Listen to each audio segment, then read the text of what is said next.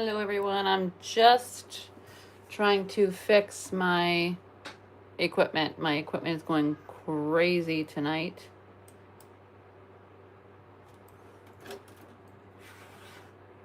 So I'm trying to,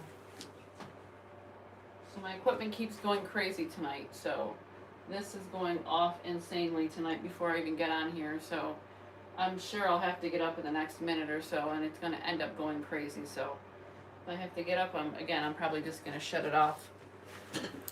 So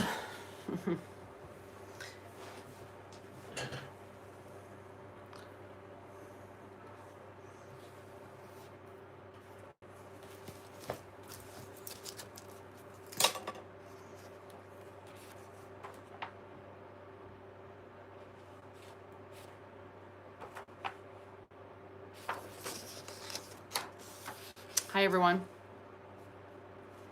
Can you guys type in the chat?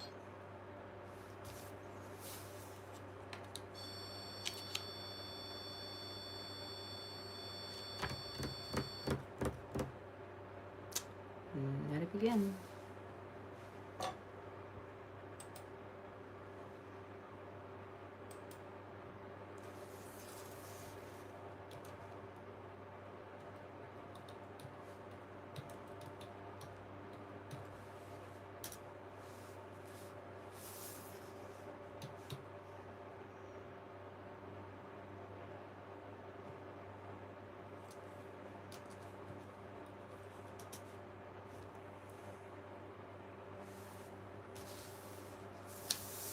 Give me a minute.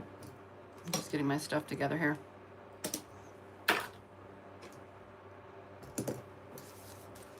I want to make sure I have the right pens.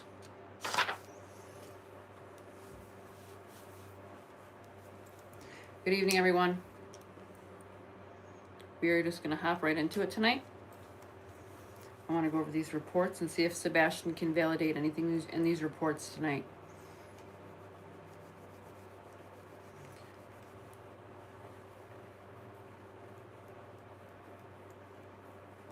I'm not sure if my chat is just not working. Let me know.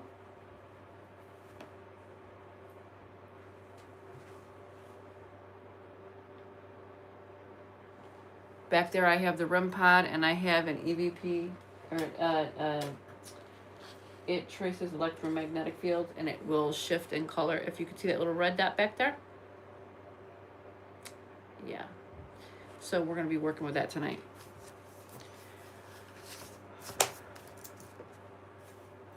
I'm going to be doing probably an experiment on here. For Sebastian, I'm going to try to figure out who to use as the subject. As in, we're going to have the headphones on and the blindfold, and we're going to have a connection to it, like a spirit box connected to it. So I will be asking questions and they won't be able to hear me or see me. And we'll be doing that. So you guys will be able to hear the person speaking what words and what types of questions I'm asking. So it's kind of like you can't hear me, you can't see me, but Spirit will guide you what to say.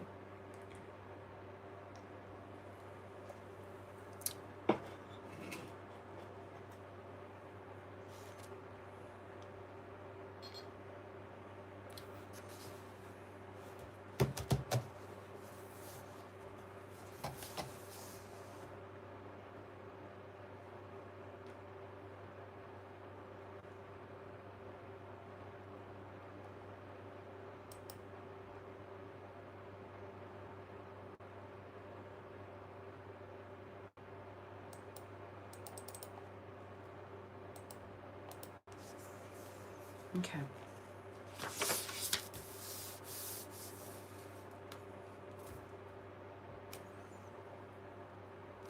And that's why you said that to me. Okay, I gotcha.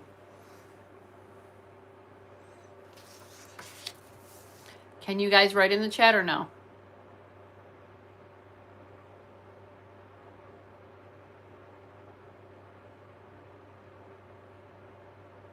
I don't think you guys can. Okay, so you know what I'm gonna do? I'm gonna go out and I'm gonna come back in because I want to see what's up with the chat. Okay, so give me about 2 minutes and I will come back on. I just want to make sure. That's why I have my phone going on. So if you guys, if this doesn't work, there is already another live going on, and it has a different picture. It's got Sebastian's face. So if this doesn't work, we'll just go to my phone. This is why I always have two working now, because sometimes they work and sometimes they don't. It's funny how that works.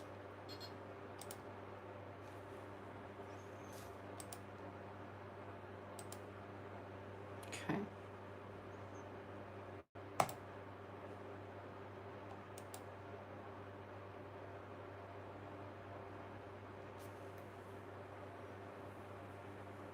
"33 chats. Ooh, okay.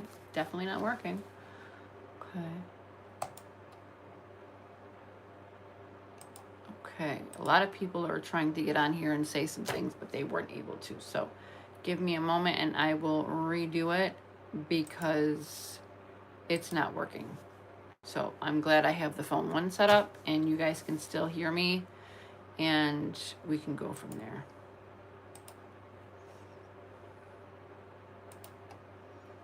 This is like being very strange tonight. The REM pod has been going off insanely before I even got on here. So it definitely is doing its strange thing tonight.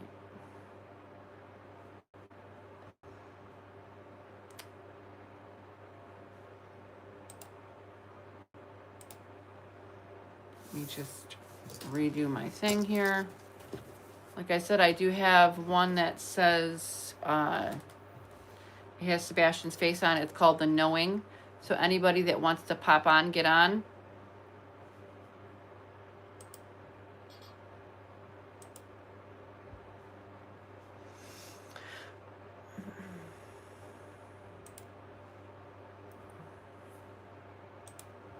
Give me a second.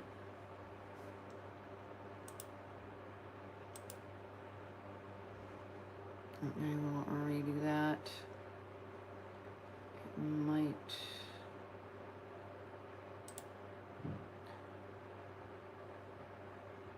I can see the chat because this is my phone that I'm using, but I'm going to redo another one because it wasn't working. I want to have both going in case one goes out on me because I've learned my lesson with that. So just give me a few minutes and I will get us back on here.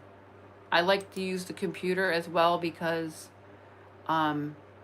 it's just more plausible to use that. I can get more into, yeah, I got you. Okay, so we will be on in just a moment. Give me 1 second. I've already posted the thumbnail, so it just takes a second to go back up.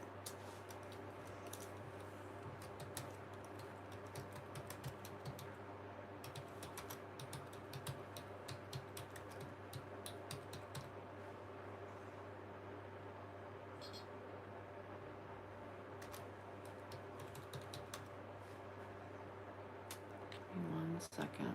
If you guys hear the REM pod go off for a minute, it probably might drive you crazy, but you know, it's kind of like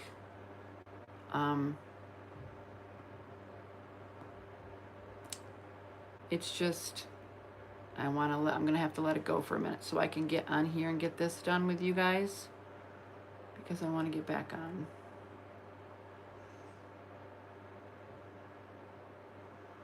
Okay.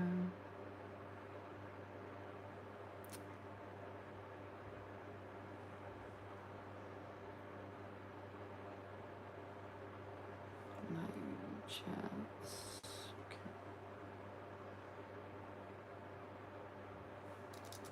What time is it now? It is 9:55. Okay.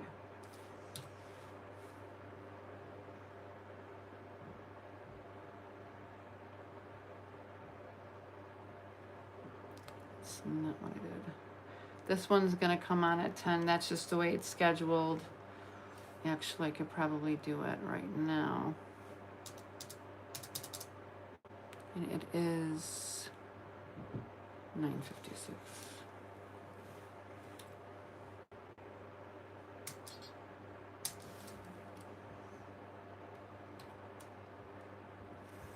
How is everybody doing?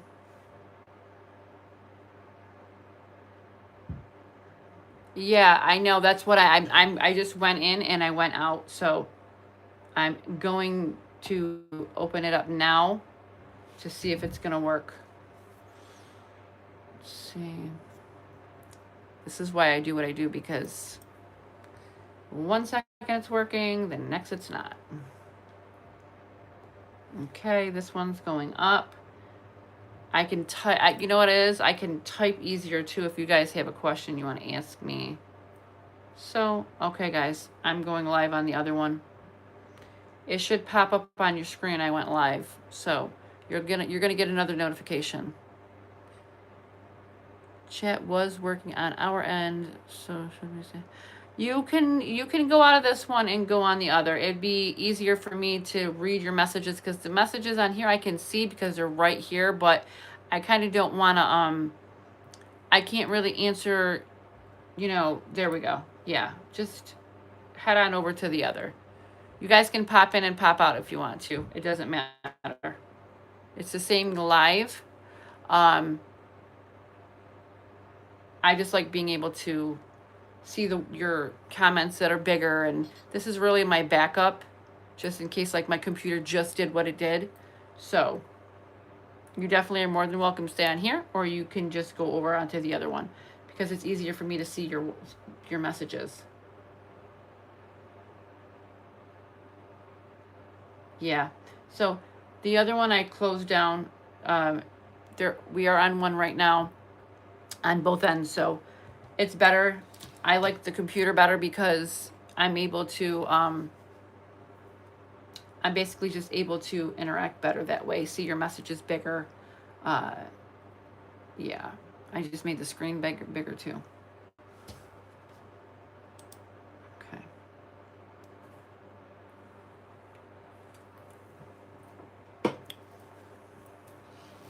So I got people on both ends, so that's okay. Either one's fine. And the funny thing is tonight, as soon as I open this freaking chat, I hear Simper's mom, the same person from last time. Sebastian has taken a liking to her, so she's Sebastian's new favorite, I guess. So, hi everyone. Hello, hello, hello. I'll give it a few minutes and we'll get right into it, okay? I try not to digress a little bit. I did write down the filing report because I don't want to skip over anything. I want to stay on task. I don't want to digress. And I want to go through this because as we go through it, I want to see if Sebastian will respond to it. So as in, the computer's already going blurry. I want to see if Sebastian will respond to it as we read it. So that's one of the reasons why I do that. Yeah. It doesn't matter which one you want to get on. I don't mind which one you guys get on. I've learned to know in Sebastian's case, there's always something that gets screwed up with one of the electronics. So I always try to make sure I have a backup for you guys. So we don't miss out on the live, and we can always just hop over to the other one. So.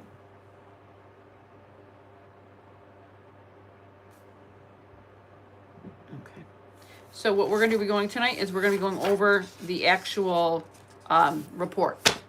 Now, why are we doing that? Because I want Sebastian to hear it and go over with me and see if you guys have any questions that you want to ask him, because we did have to close our live down last time, but I do have I do have a question about the proof of life video that Seth requested from Texas Roadhouse, and I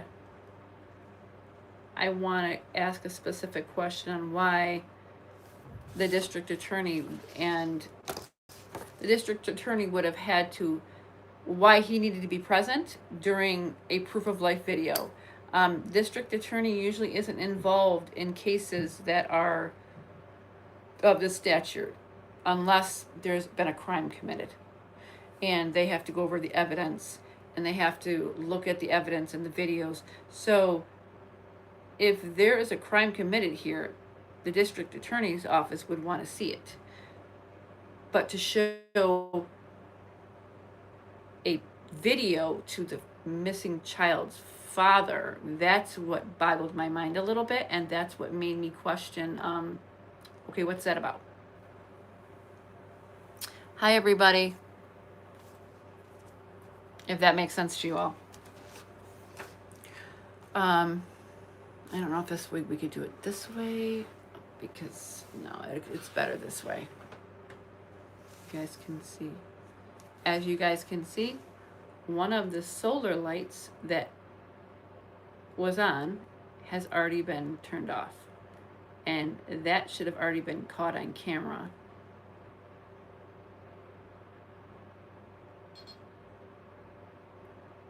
I want him to know that these horrible things done to him aren't hidden anymore. Yep, and I think for that purpose, for the purpose of knowing now what has gone on, let me just push this over just a tad. What's been going on and what's now in the media and what's now shown. For me, that's Sebastian being vindicated, because he tried to tell everybody to listen to him and nobody would listen to him. Now, for the reports in itself, Seth has one phenomenal case, because for these cases to be shut down after twice being stated in these reports that he was in imminent danger and to be removed from this home, he should have been removed from this home, and they didn't contact the father in any way, shape, or form. That was clear hidden knowledge. That is a crime. Now this child is missing, and we all know at this point that this was a clear and cut case of they wanted him eliminated. They wanted him out of the picture. Katie cannot claim being a victim in any way, shape, or form. She cannot claim she was scared of Chris, because she knew what he was doing and she took up for him. Yes, he had to. He had to have probably felt hopeless at the point of time where he repeatedly reached out to everyone, and it was like it was all for nothing, because no matter what he did, no matter what he tried, no one would listen. And he got to a point where Chris was most likely telling him, if you keep opening your mouth, you're going to go missing. So, and this is probably why he told his grandmother not to say anything, because I do know he threatened the father. I do know he threatened Sebastian to hurt his father. I do know that. I feel that. In my opinion, and I feel he threatened the father, because Sebastian told me that. Neighbors even said Chris gave Katie an ultimatum, or it's him or Sebastian. And also said CP1, Sebastian did. Also, he did say that, because that's what Sebastian stated in our live before all these reports were finally made public to the media. Sebastian talked about the pain Chris caused to his stomach. If you guys went back to how many of you went back to the live for, hey, Simper's mom. How many of you went back to the live that we did prior to the last live that we did, where Sebastian spoke about his belly, Chris hurting him daily, and what do we now know that's in the reports? Chris would check him daily for a belt and backhand him in his stomach. Do you know what kind of force he most likely used to do that to Sebastian? He probably knocked the wind out of him daily, if it wasn't right. And hi, Dolly. Sebastian was mentioning you before I even started my live.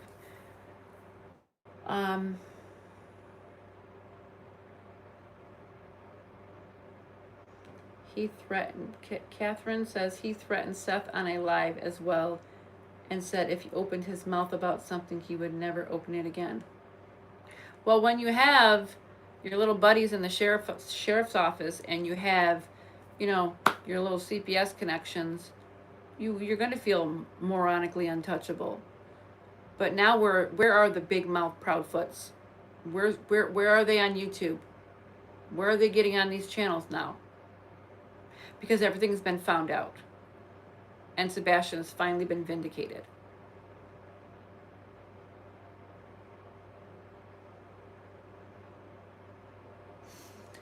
I can't see anyone else on the chat. Well, that's probably because a lot of people have switched over to the other live. I only have a backup for the phone, but that's also if people, I'll try to interact with both as best as I can. One's for a backup and one is basically to see, I think you can see the bigger picture on the computer as well. If you guys look at my camera right now, you see what it's doing? It's focusing in and out, in and out. That REM pod is on back there. If you can see that little bright light where my finger's poking, do you notice that it's... Oh, shit. Okay. Well, this little machine right here, right there, it's actually, it measures the magnetic field, and it's actually fully on. Every single light is lighting up on that. And let me see if I can show you guys. This shouldn't be on fully. This is a fluctuating light that's, if you see it, that's fully on.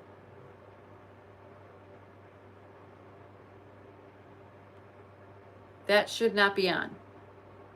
I have a touchscreen camera if anybody wanted to know. Yes, this is the right one. That's fully on.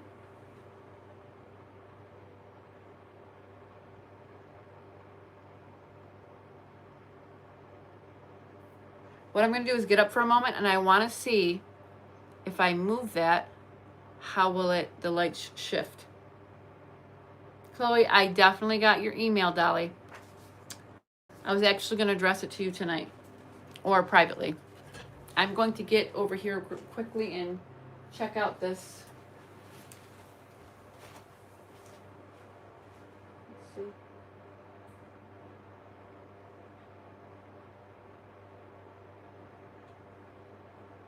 Oh yeah, big time. We got a lot of energy here tonight.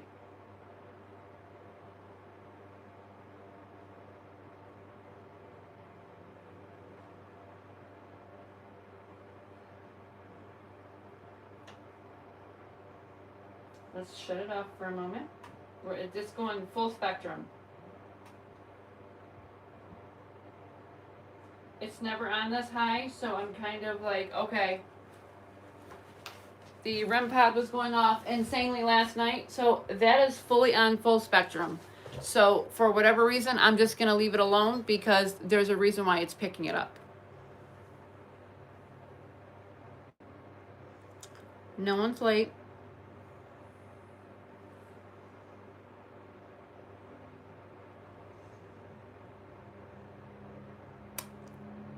I don't know. I will look at that one.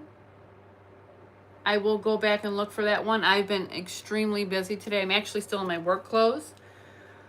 I'm still in my scrubs, if you've noticed the pants that I'm wearing. I'm really kind of shocked that that piece of equipment right there, that takes a lot of energy to light up from spectrum to spectrum, side to side. And that doesn't light up like that unless there's an energy field that is right on top of it. Hi, Pink Butterfly.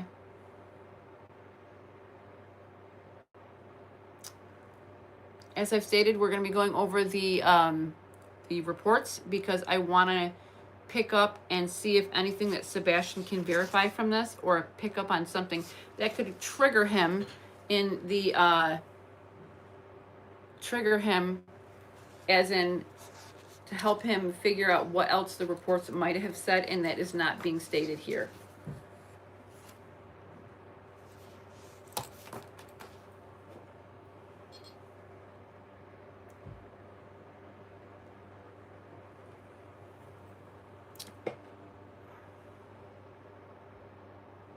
cold. We have a cold spot. Warm, cold. Now we all know heat is supposed to rise and coolness is supposed to stay here. Okay, let's get into these reports.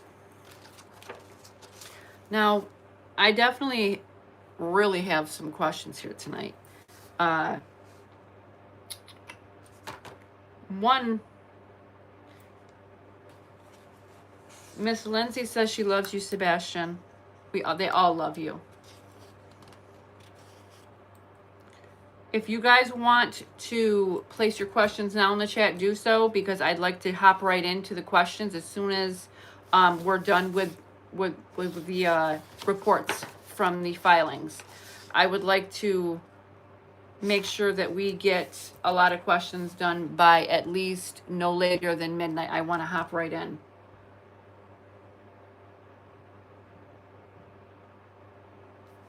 Can you ask Sebastian, have they still got the dogs that were barking during the interview, or did they get rid of them?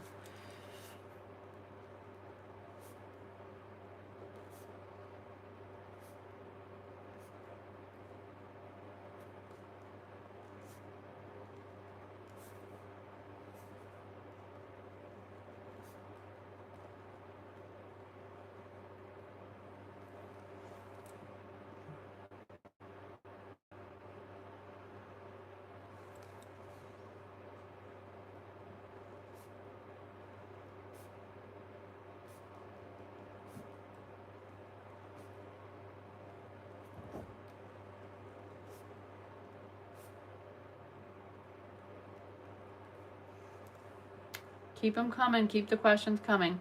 I do have definitely some pause when it comes to these reports, because as I've stated, as Sebastian stated, they all knew, right? They all knew this, but nobody thought that the 2 reports of imminent removal were suffice enough to get him out of that house because he needed protection.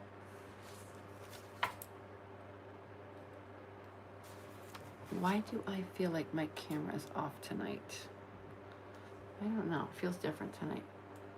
That, I wonder if it's also the energy in my specific space where I have that. Here we go with the camera.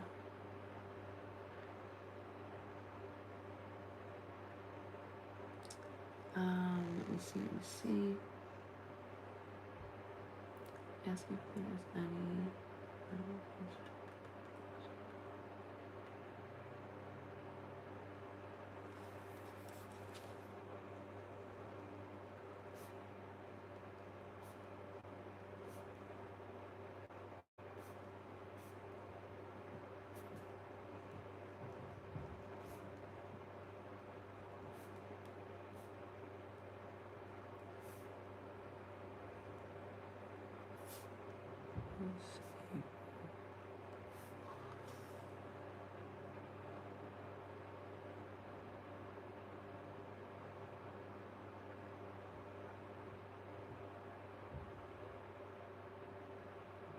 It looks like a light fog towards the table to you.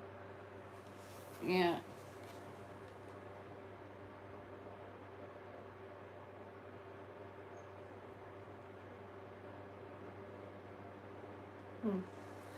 Sometimes it gets weird in here, but it's not like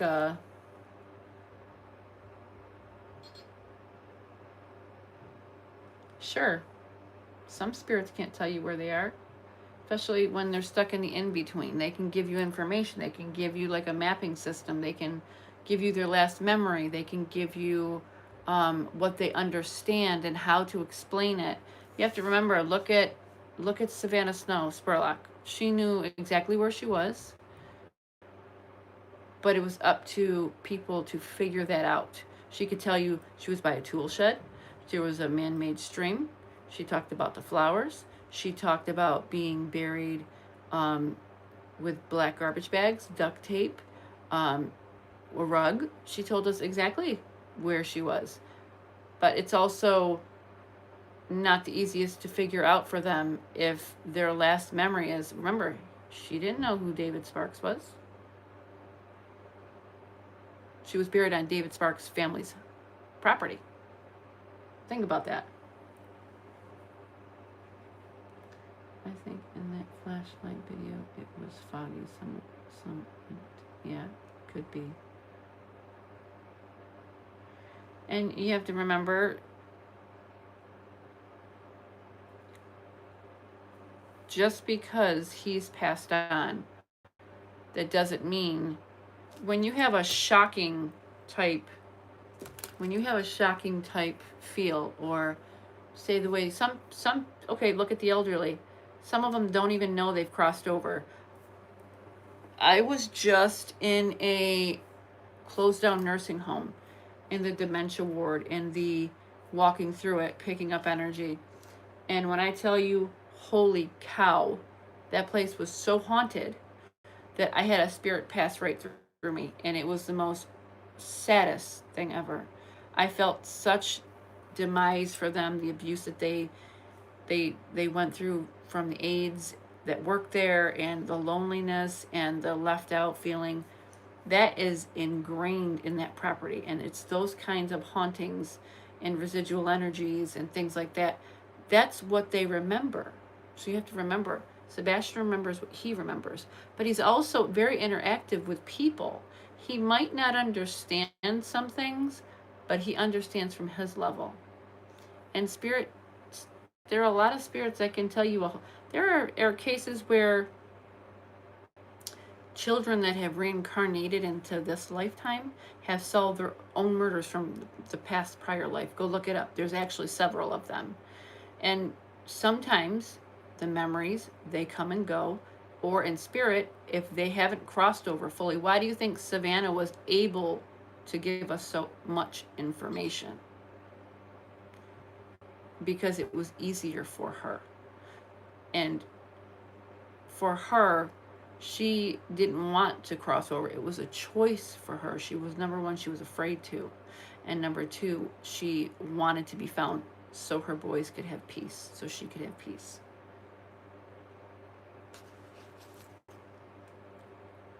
We I love those types of, videos where they say, this is what happens after death.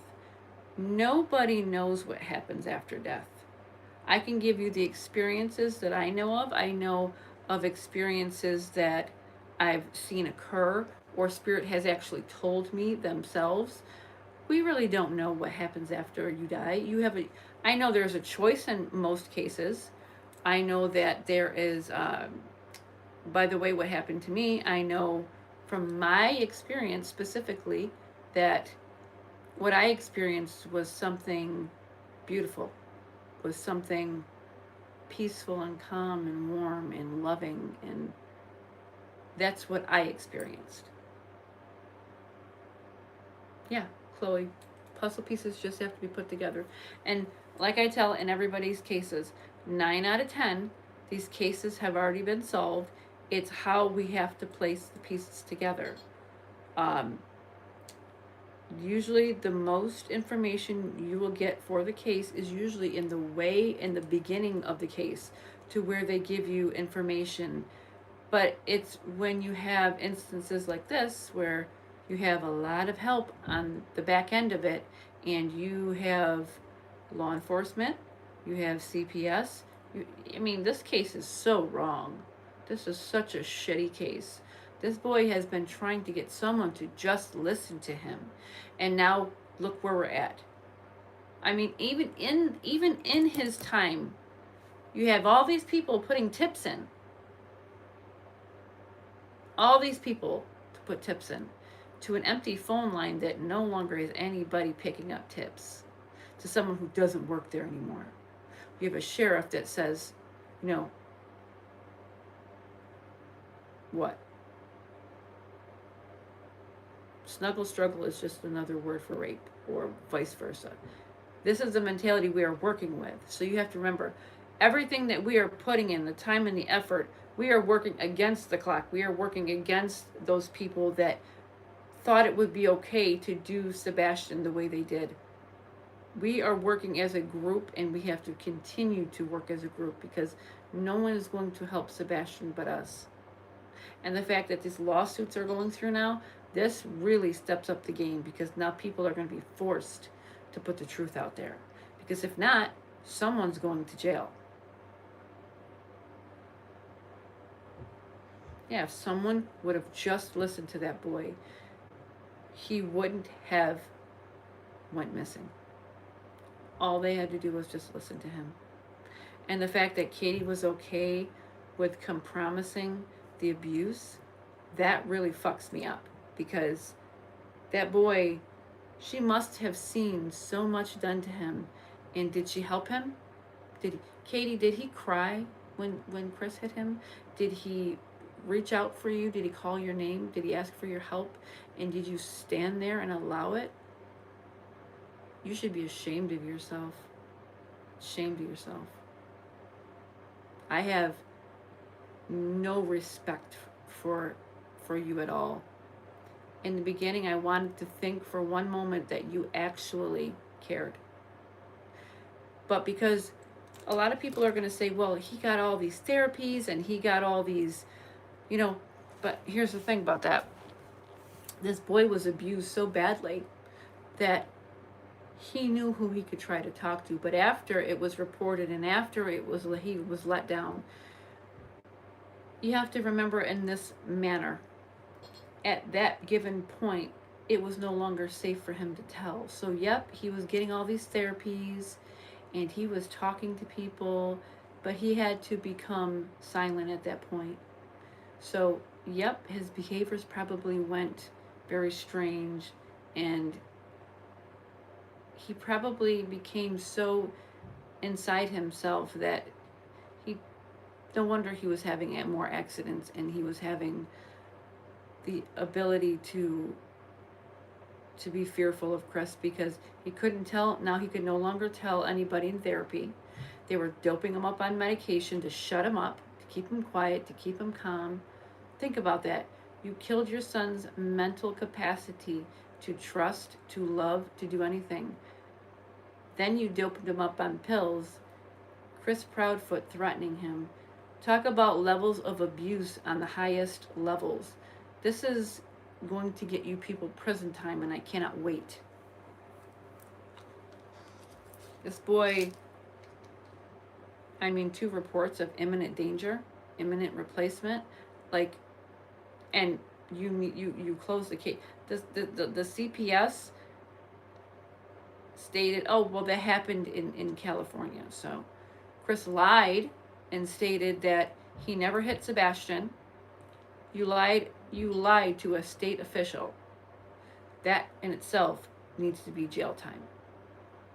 And I can't wait till you get to the jail with the big boys, Chris, because your ass is going to get literally handed to you.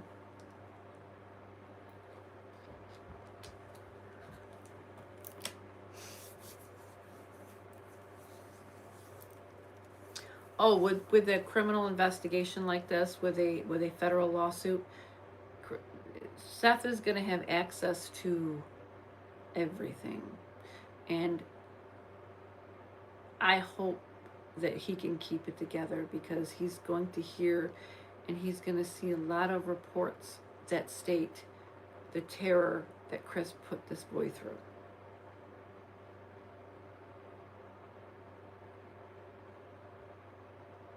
Chris put this boy through so much terror, so much terror.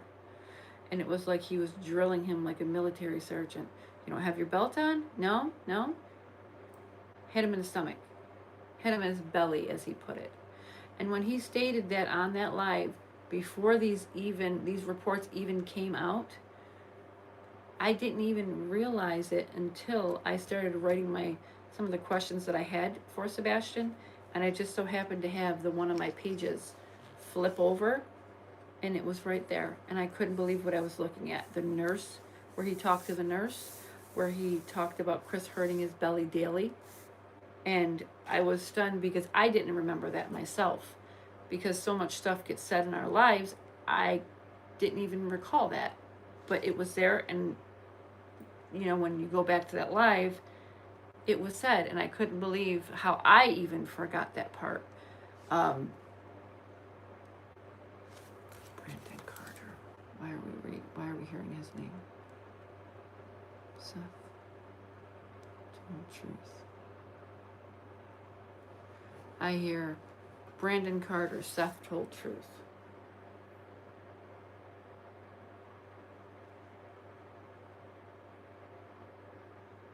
Jen, I've heard this name mentioned.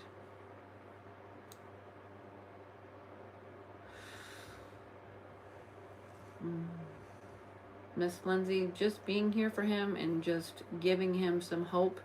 And now there is hope, because these filings are not the prettiest to hear, but they're also validation for Sebastian, because it's been 2.5 years and he's been trying to get someone to listen to him even beyond the grave.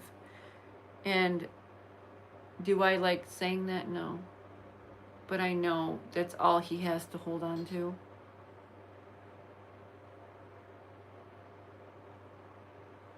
Yep, I say that all the time. It's right in that Bible. It is a sin to hurt the innocent. A sin.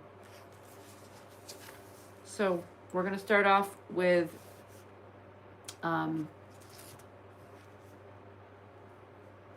strange. I didn't. Okay. Let's start off with, I want to say this. This isn't in the reports, though. I find this. Yeah, I do the same. And you know what? Some of the stuff that I write so fast because Spirit talks in sometimes in riddles, so you have to place it together and put it together. Just for example, just look how messy. But you see how I circle everything? I find it important to circle because these are the questions sometimes that get repeated. So when I hear slap, choke, hit, those are the types of things that I really, if I don't circle them, I underline them because they are important. They are important to Sebastian. When he speaks about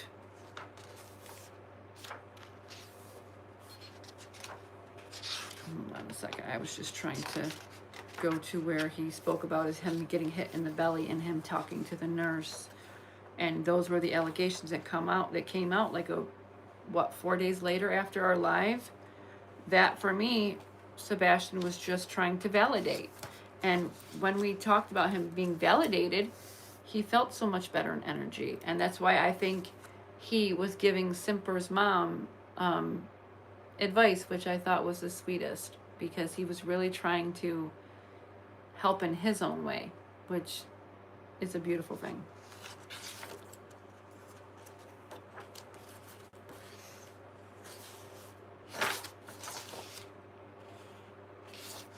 So when we're going to start off with this, because I keep digressing back.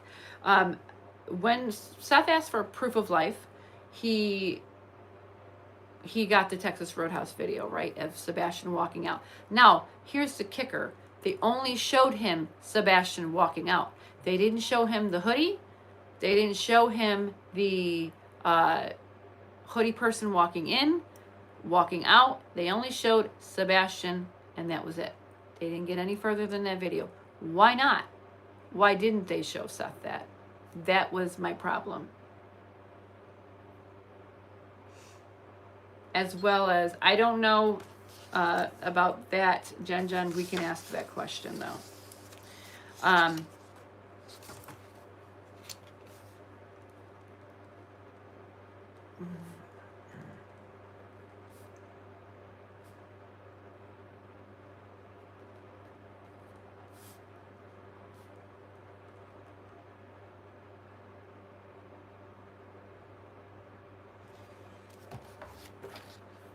So when he asked for proof of life, he was shown proof of life. But at that time, the district attorney was present when that was being shown. Now, for me, that strikes me as odd because the district attorney doesn't get themselves involved in cases that are not of criminal criminal agenda. So for him to be present during a viewing of wanting to see proof of life of his son, the district attorney was he was there. Now, this is the district attorney Whitley, I believe his name is. I could be wrong, don't quote me on that. He is now retired, but there's also some shady dealings on his part.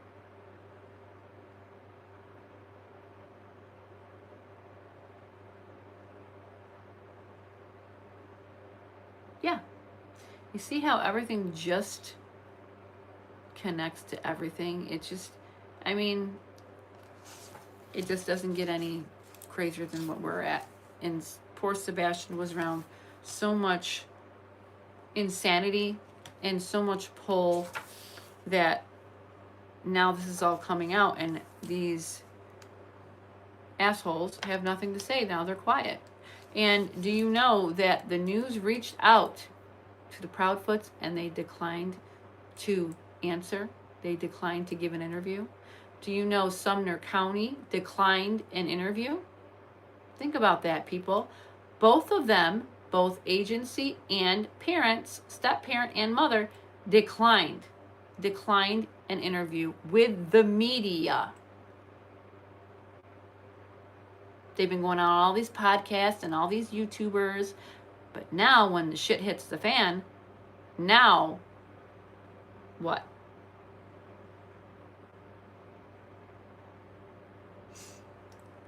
Sebastian was also responsible for keeping adult secrets, which is damaging. Yep. The motive here was to get rid of him as quick as possible before he got to go to Seth. I don't think there was ever any intention to give him to Seth. And Katie knew what Chris was capable of way in the beginning. But Katie is just as damaged as Chris Proudfoot is. And in the sense that they helped one another cover this up, there's going to be handcuffs. Didn't I tell you guys there'll be handcuffs placed on Katie eventually? And now, mind you, I didn't see Chris Proudfoot with handcuffs on. The only way I think that's going to happen is if Katie turns on him.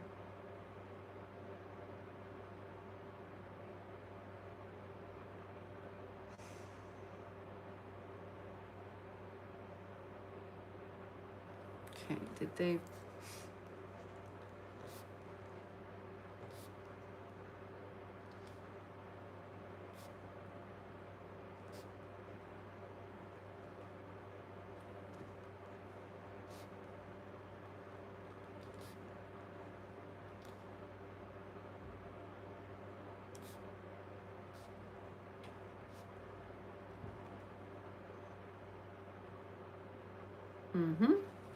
Oh, her day's coming. And you know what's going to be more funny is she's going to play the victim and try to put it all on Chris. That's something that is going to be hands down her little game, her little playbook.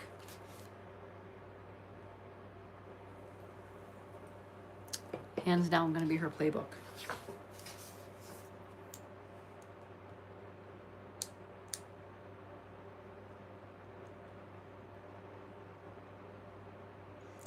I don't think that she took just a picture of his t-shirt.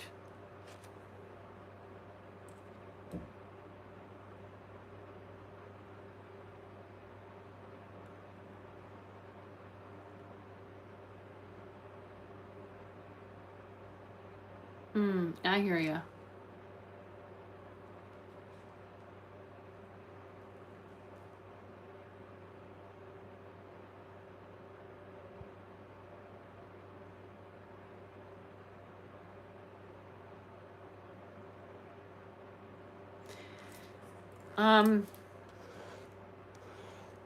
I always got a vibe that Chris Proudfoot was on that little weirdo type vibe of, you know, he liked on the download to touch kids. That's just me. That's my opinion.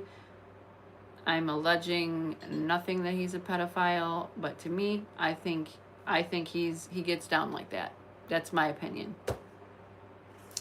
And my question is, will that be in a CPS report? That's what I want to know. Yeah. Diana says CP allegedly did essay to his sister or I assume a family member. I think so too, Blue Eyes. Because a lever is machinery. It's to me that's using machinery to dig deep.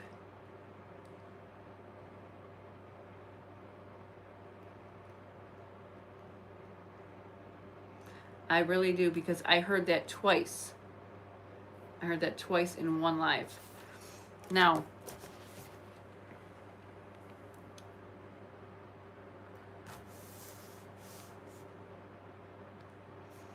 I want to talk about the CPIT. Now, we already know what that is, but I want to repeat it for a reason, because it points out the connection between the multidisciplinary groups that needed to be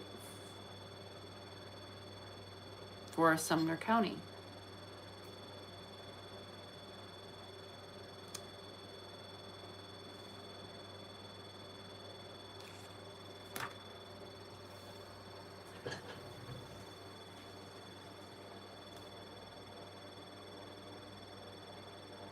Can we shut that off, Sebastian?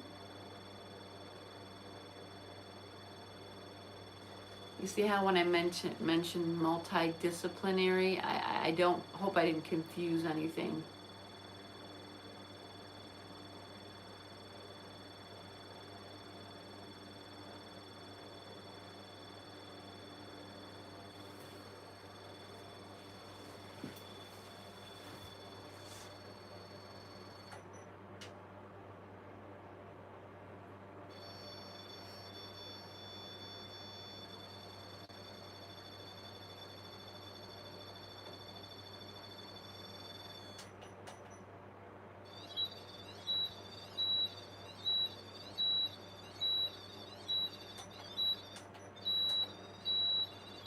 I know, baby. I'm gonna shut this off though, okay? I'm gonna shut it off for now, honey. I'm not. There's other ways that we definitely can communicate, okay? I'd rather hear your beautiful voice, honey.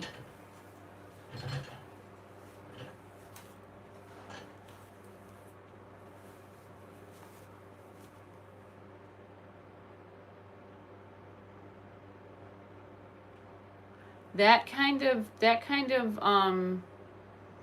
made me think too,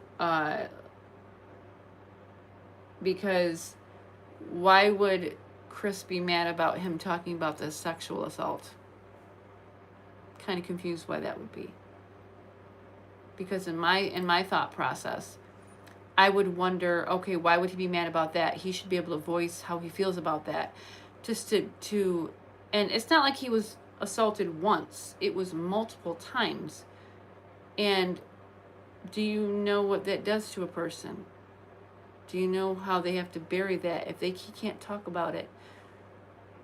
Gee, I wonder why he's acting out, Chris. I wonder why he couldn't regulate his emotions. And Katie, you of all people, him going to all these counselors, did you once tell the counselors he was being hit all the time? You're just as guilty as Chris.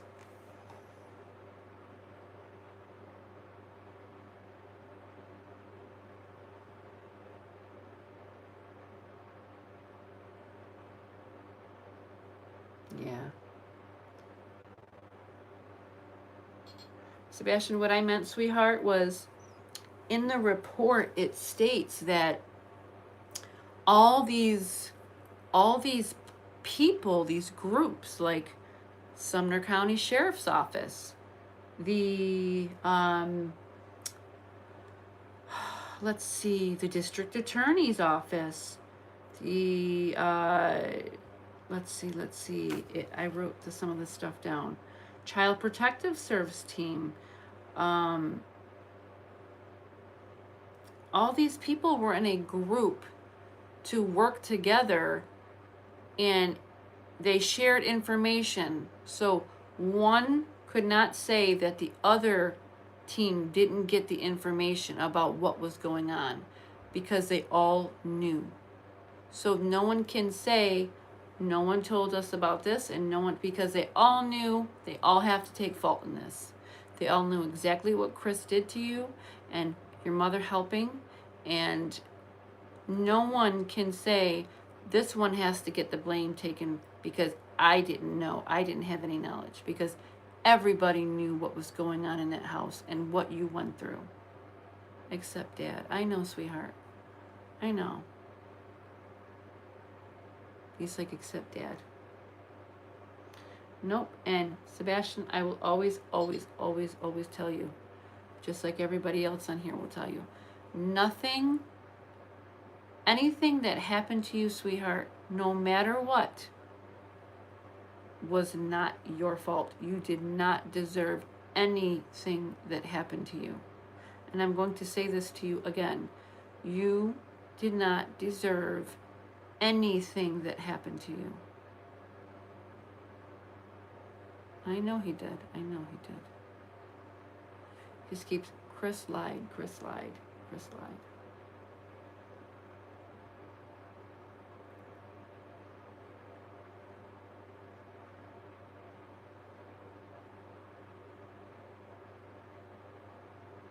And you know what, Sebastian? With time, there's always the turn of the fates.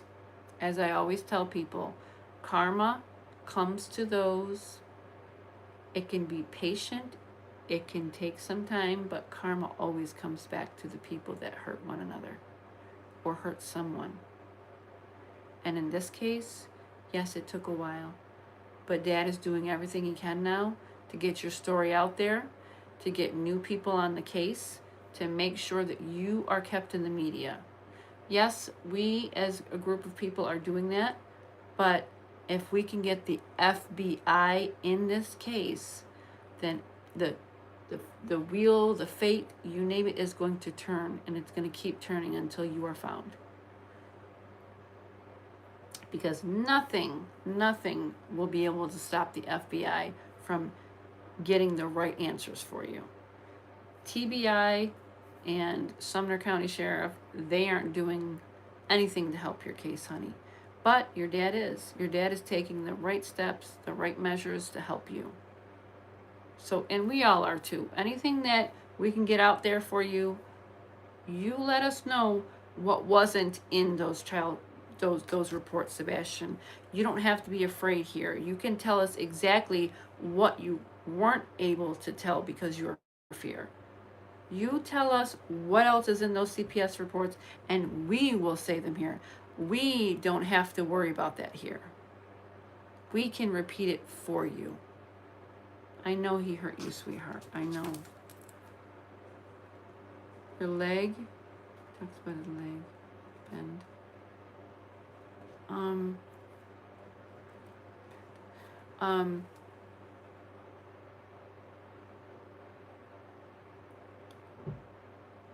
You have the most beautiful soul and the most beautiful smile, Sebastian. I always tell everybody how special you are, and they know it too. And they know you're here. They know you're really here. And they believe you. And that's the best part. Here you are believed. Here your story is valid. Chris punch. I know he did, sweetie. I'm just gonna write, I wanna write this down on fresh paper for you because you are safe here, and anything that you wanted to tell somebody or you did say in the new report and they just haven't released it yet, you can tell me anything. Chris punch, Chris hit, yeah. Who left you behind?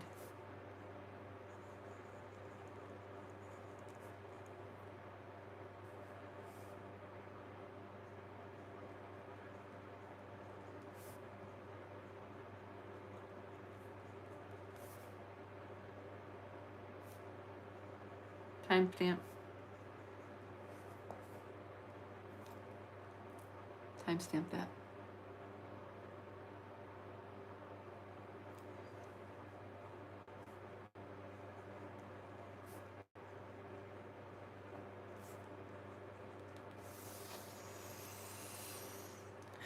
So, honey, when you say that, right here, what do you mean?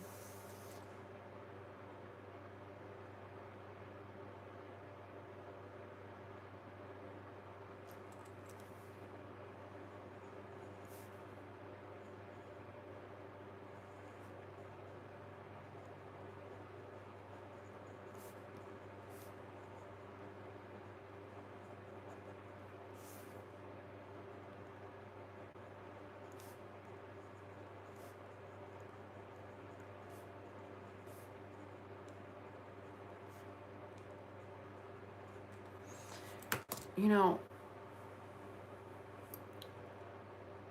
this pisses me off. I remember Sebastian's dad saying he did not wear, I'll just say, and Sebastian, when I say pull-ups or diapers, don't take offense to it, sweetheart, because that tells me that you were so afraid of Chris that you would, you were so afraid that you would lose your, how can I say this? You were so scared that you were just so afraid that he, you know, he made you lose control.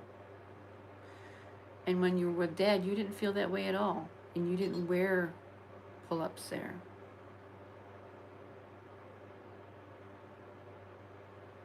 So think about that. Chris Proudfoot scared him so bad and did things that he actually would defecate on himself. He would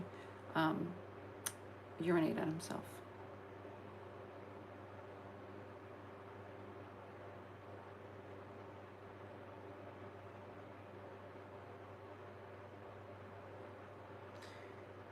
Is it okay to say this, sweetheart?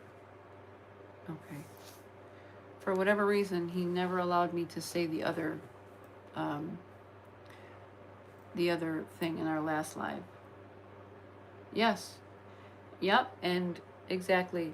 Sebastian, you know, and it was okay that you were losing control because you were afraid.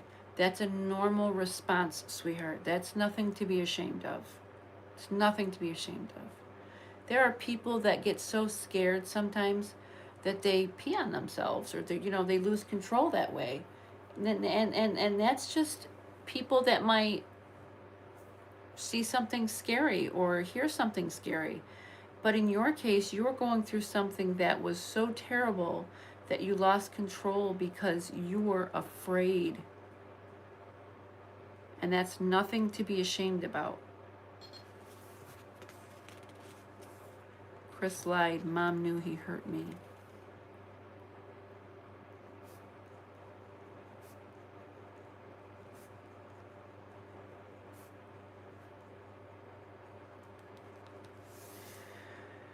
He said, Chris punch, hit, left behind. I couldn't breathe. I was scared. Chris hated me. Once urinated on himself. That I wrote it in that manner because I didn't want him to feel, I didn't want to reuse a trigger word that Chris would say to him. So I reworded it. He said, diaper he made me wear. Chris lied. Mom knew he hurt me.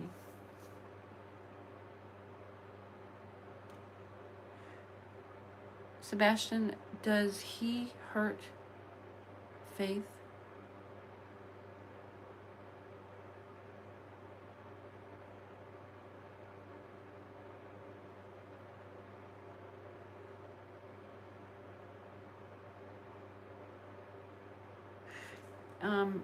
Yeah, let me write this down.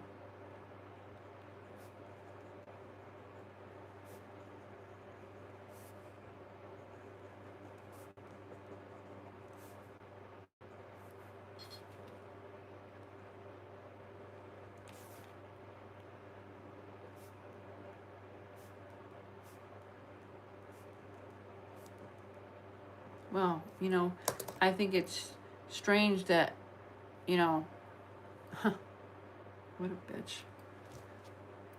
He said one time he must have spanked her in a way. I'm not sure how.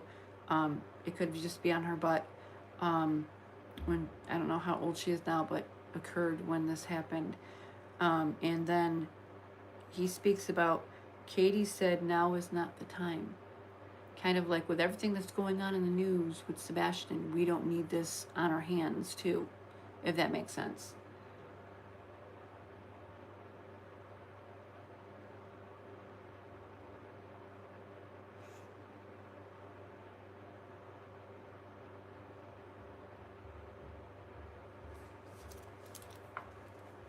Sebastian,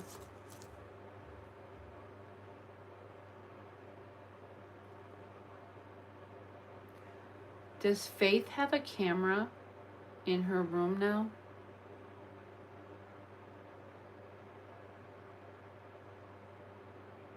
What do you mean?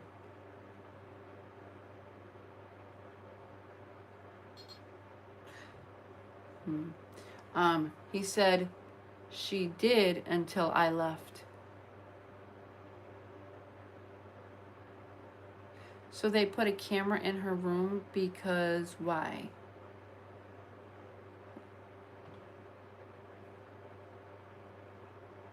He said because they were afraid of me. Why were they afraid of you? I know you would never hurt her, sweetie. That's not, I would never even ask you that question. Because Chris thought he was going to hurt her.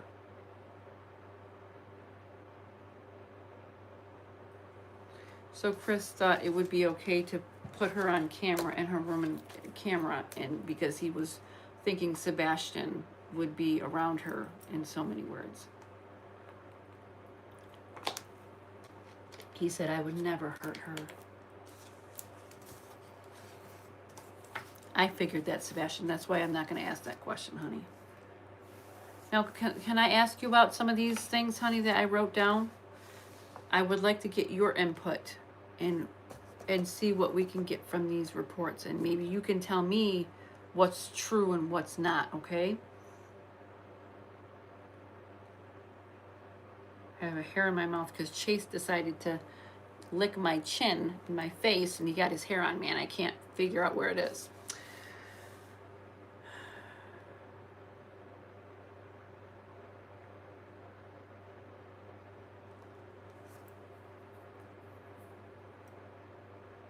The CPS reports, sweetheart, that you told them that you felt safe with Dad and you were safe at Dad's house. Was that true, Sebastian?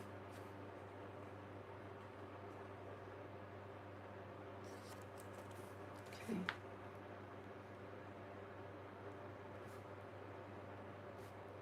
I know, and Dad meant well, honey.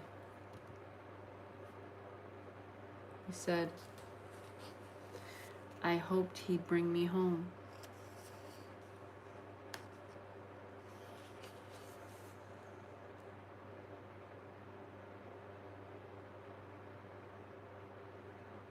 And when you told that lady that you felt safe with Dad, you told Laura.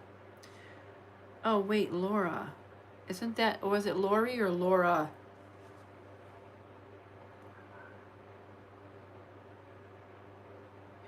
Wait a minute.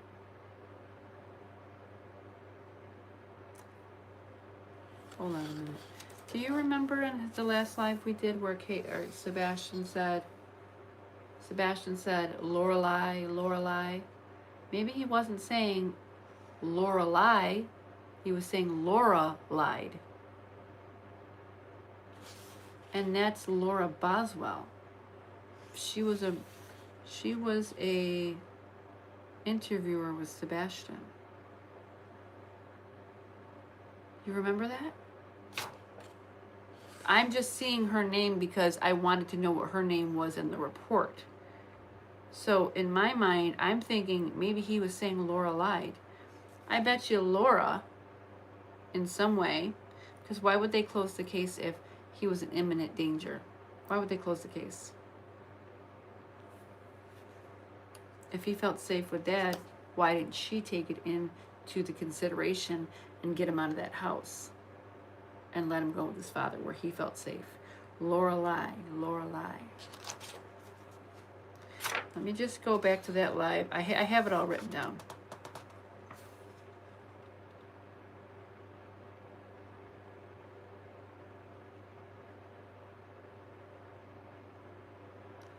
Oh, and you know what? He was saying some really terrible things to Sebastian because there's something that he said to Sebastian, and Sebastian told me, and I didn't want to say it on here because it was really bad, about keep your little in your pants around my daughter.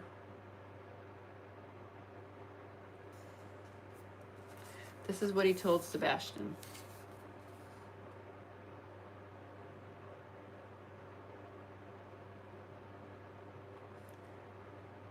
Okay, give me 1 minute because I know he said that because I remember it, and so do you guys, right? You remember him saying Lorelai? Oh, I would never think that he would ever hurt that girl. He talked about her. He talked about how that was his sister. She was probably the only one that ever treated him with humanity.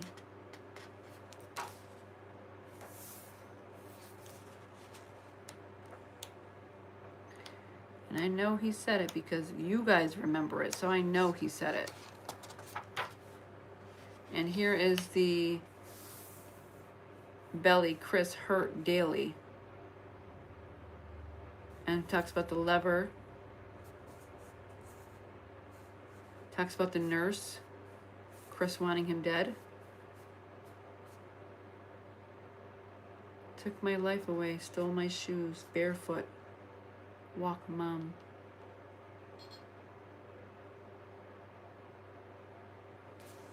Well, I wonder, you remember, right, Teresa? Lorelai. I'm thinking it was like maybe like a song but it could have been a name. We knew that, but Lorelai, I was thinking Lorelai was a whole name. See where sometimes the details just have to come, and sometimes they come in patches and little pieces. Lorelai. So, okay, sweetie. Let me get back to our questions. That makes sense. Okay, sweetie. Sebastian, you were bitten in the face by a dog and you got 7 stitches before? You are brave. He said, I was brave.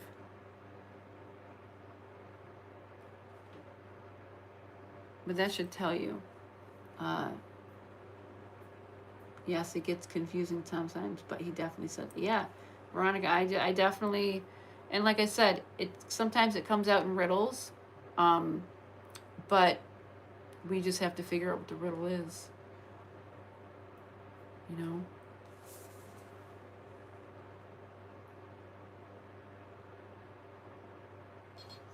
Yes, we can ask. And Sebastian, can I ask, honey, can I ask about California? Is it okay to? We don't have to talk about it. We don't have to. Okay, I just wanted your permission first. Sweetie, when the reports say that someone hurt you in a really bad way, and they did that a lot to you, they hurt you multiple times.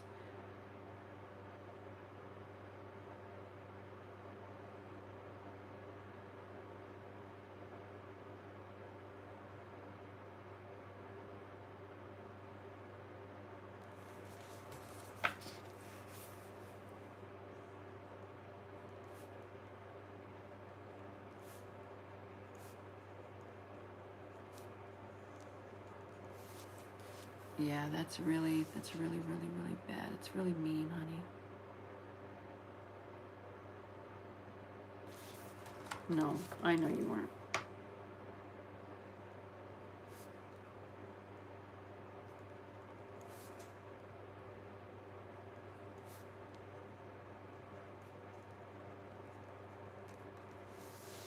He said Chris called me gay boy. Chris thought I would hurt Faith.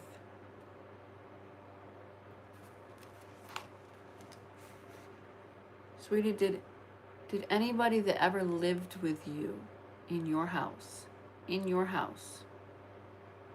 did anyone that ever lived with you ever hurt you in that way?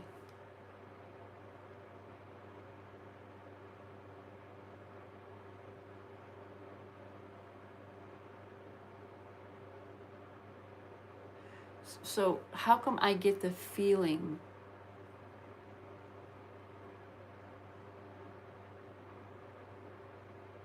why do I feel that but you're saying no? Is it is it something that you remember as a child? Is that what I'm getting?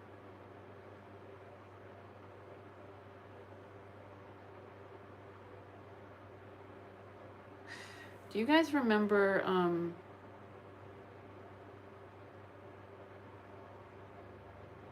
yeah, he's such a piece of shit, Chris Proudfoot is. He really is. He is the definition of a sleaze ball. Like, you can't get any scummier than that man.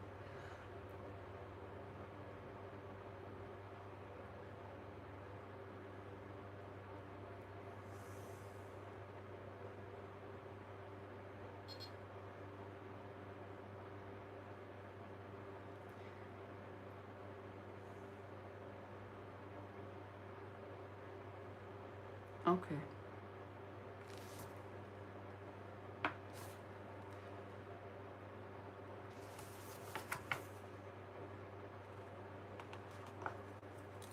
I'm just trying to keep connection, guys, so I will do my best to peek over.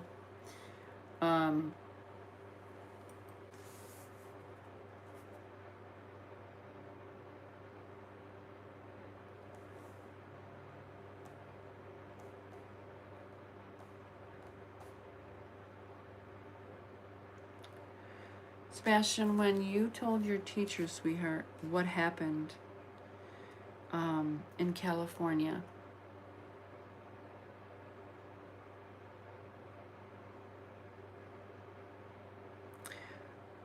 why were you afraid to why were you afraid that if Chris found out that you told your teacher? Why were you afraid?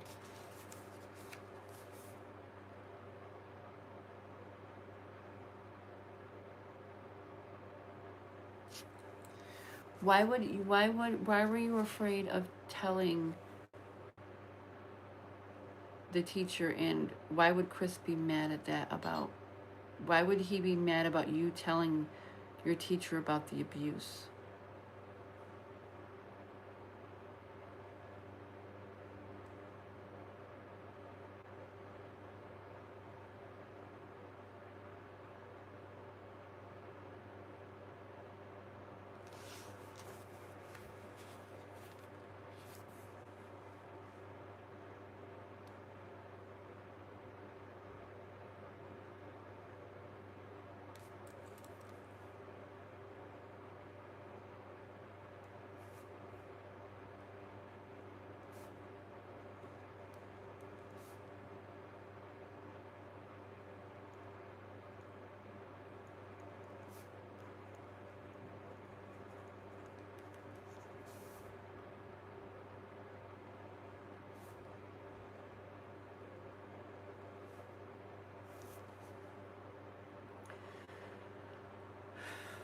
He said Chris has been, it's like he's saying Chris has been knowing it happened, but he wouldn't help me.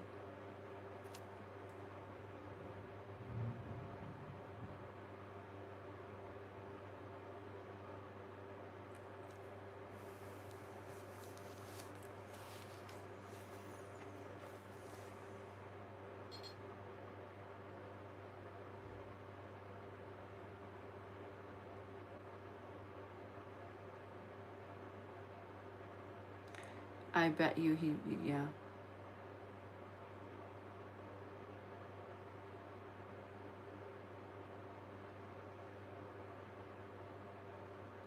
Yeah, we'll get to those questions, Veronica, okay?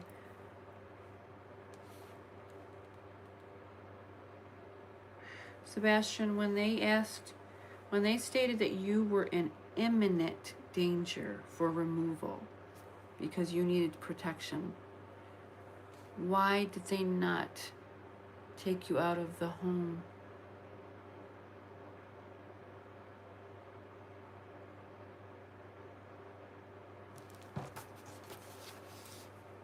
Mom, what?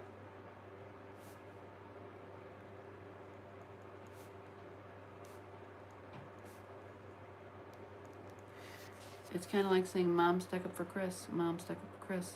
Kind of made Sebastian look like he was not just a liar, but kind of like he had mental issues. You can't believe him.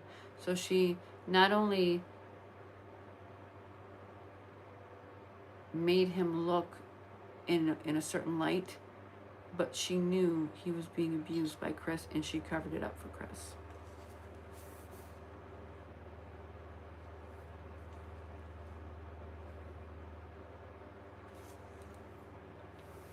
That makes you more a monster, Katie. You were the giver of his life. You gave him life. You failed to protect him so you could live your comfortable little life out with Chris Proudfoot.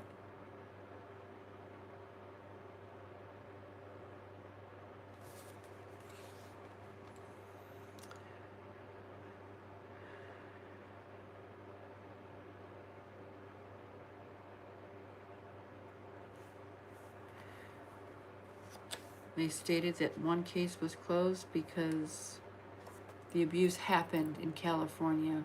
It didn't happen here. The fact that Katie took up for Chris over and over and over and over and over again. I don't want to hear that she was afraid of Chris Proudfoot because she could have took her son and she could have left with him. And that was it.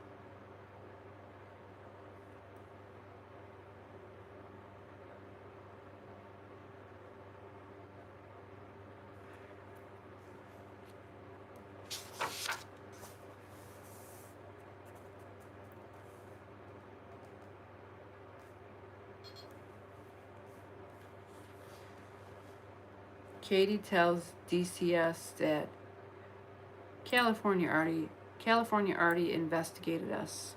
It's over. She talked about how Sebastian had severe ADHD.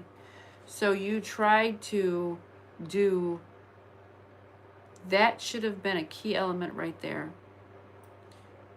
Make Sebastian out to be some hyperactive, overbearing child. Try to make him look like he's the bad person. He's this, he's that. He goes through all these treatments. He goes through neuro treatment. He has chromosome deletion. He has behavioral problems. And all the while that Katie did this, you destroyed your son piece by piece by piece by piece by everything you did. Chris lies to DCS and says he's never hit Sebastian. That in itself is an assault, because when you lie and it's proven by your own volition, you can't take this back, dumbass, because it's on multiple platforms. Everyone shared it, how you hit Sebastian. Katie goes on, Nancy Grace fucks up and says, oh, it was several years ago. No, he just said it was when he was 15, so you both can't get your story straight.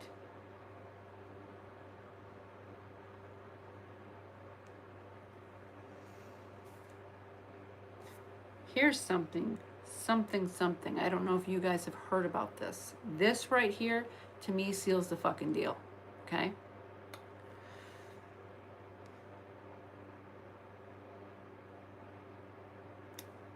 The nurse complaint is conflicting stories because the statement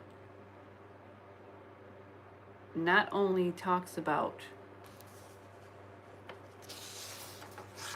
I want to go to that because the discrepancy in the message that she left to cancel the appointment was sent the 23rd, right? Think about this. Because of his disappearance.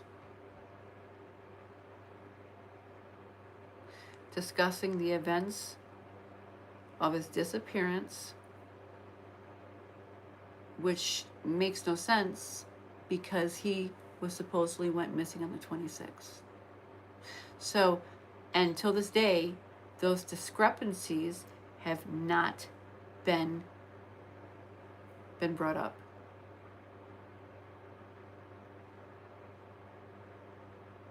Think about that. Right. So, but here's the thing. The nurse sent in a tip stating that the discrepancies have never been challenged about the message that she actually left. Your son was reported missing the 26th. You canceled it to 23rd, and you're talking about discussing the events of the disappearance.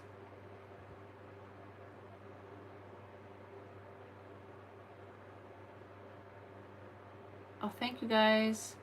Thank you. You're awesome. That has never been challenged. So, with that one discrepancy of a certified nurse, a trusted person of the state, if that is not a fucking problem, this was, like the lawyer said, dead on arrival. They knew this was premeditated. They knew this was going to happen to Sebastian. They were going to eliminate him from anything further because they knew if this would get out, he could not get Faith, and he knew that anything that happened prior to, I think something really bad happened to Sebastian other than the physical abuse in that house. And I think Chris Proudfoot, because Sebastian shows me, and I'm going to say this because I'm so pissed off, and please do not take this as I have anything against big people, because I don't. I'm not a skinny person myself, first of all. He shows me a vision, he doesn't show me the head, of a fatter man with a bigger stomach who looks like fat ass Chris Proudfoot, Krispy Kreme. And I'm going to say that because at this point, I've passed all levels of pissed. And he's taking off his belt where his jeans are. He doesn't have a shirt on. In my mind, I get this feeling, this horrible, fucked up feeling that he was doing something to Sebastian physically. And I don't mean child physical hitting him. I mean something else. Allegedly, in my opinion. I see this, Sebastian shows me, but he won't tell me. He won't tell me, so I feel it. And that, for me, that messes with me because I honestly feel that he was doing something to him. So, for me, I think if Sebastian told his dad that, he knew he was going to jail. He knew he was going to pay the price for what he was doing to Sebastian, not just physically, but sexually.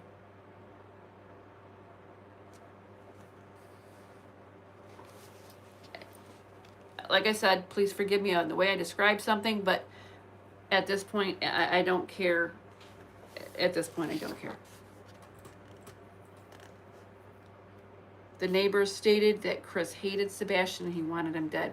That is the third validation because Sebastian said that in the live that came out that we did prior to any of these reports that were filed. That's the third validation.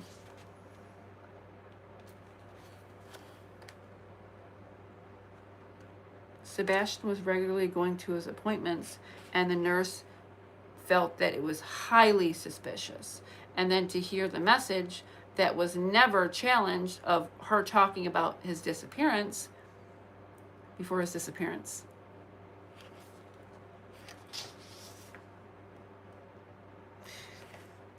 There was also a complaint alleged on May 11th, 2023, that no services were needed. The complaint also alleges that Seth was never interviewed, Seth was never notified, Seth was never offered placement despite joint custody.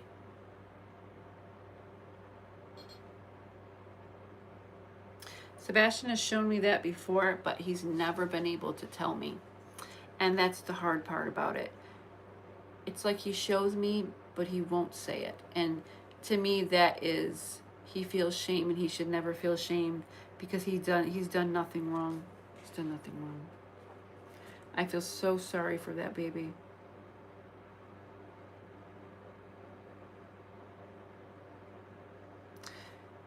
Chris admits on how many podcasts or how many YouTube channels that he hit Sebastian. Katie minimizes everything that Chris Proudfoot has done to that boy.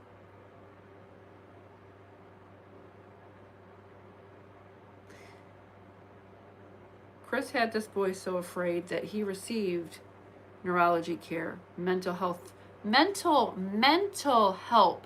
3 times a week. Can you imagine what that doctor or that nurse knows and has not been able to say?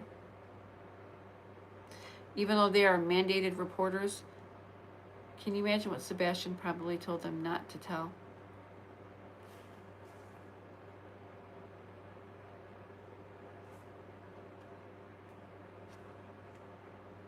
Sebastian, honey, if I am forgetting anything, you please step in, sweetheart, and you tell me what I am not saying, okay?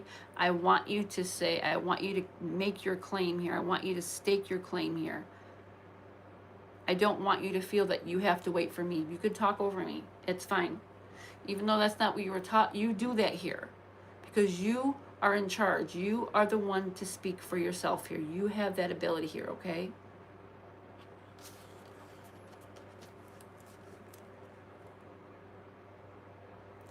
For all these joint groups in the CPIT, the Child Protective Investigative Team,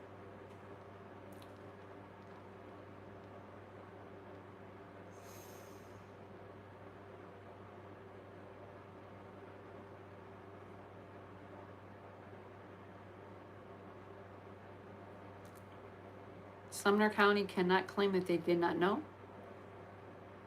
The district attorney cannot say they didn't know. Child protectives cannot say they didn't know. Every single group of people knew what happened and what was going on with Sebastian. And yet, Craddock goes on live TV for the first interview and says, there is no evidence that there was foul play. And here you can say there's an actual motive to what happened to Sebastian Rogers. The motive is everything in this case. This was premeditated, calculating murder of what they did to that boy. There is proof of him walking in, but not exiting the house.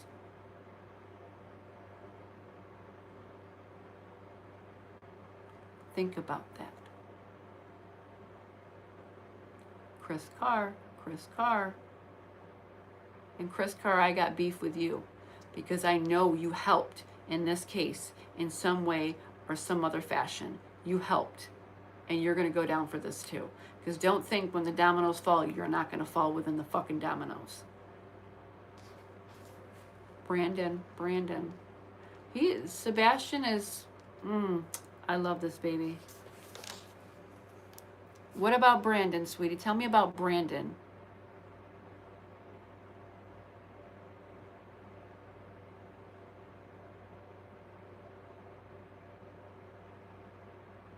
He won't listen. Sebastian, I'm going to ask you some questions about all of the people in this case and what their immediate connection is with Chris and your mom, okay? I do have a few other questions, though, for you quickly before we move on to, because we're going to have some questions for you, sweetheart, from the people here, okay? Um,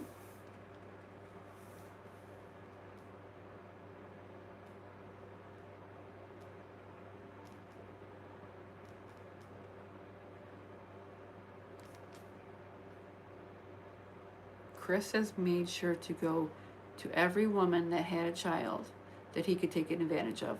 He is a calculating predator.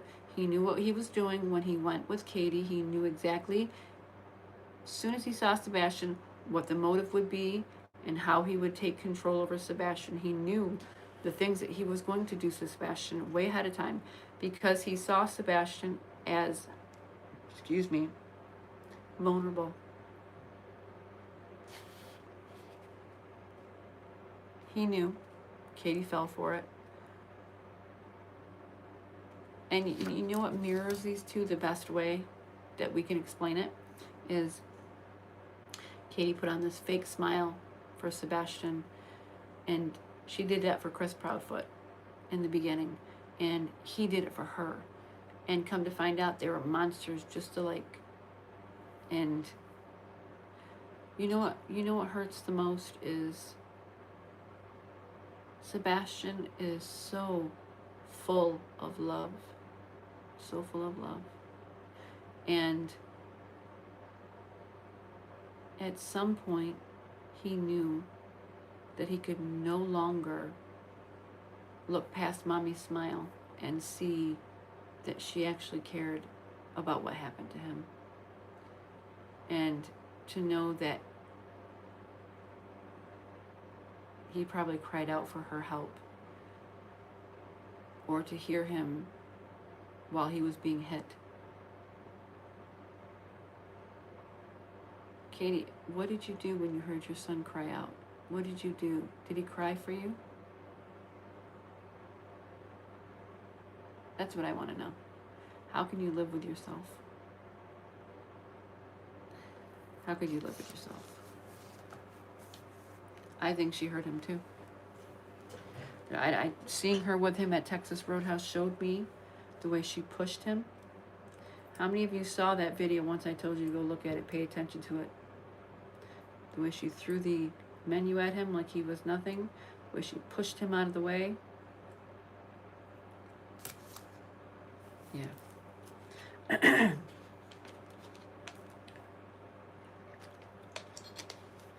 I'm going to get asking some of your questions now, everybody.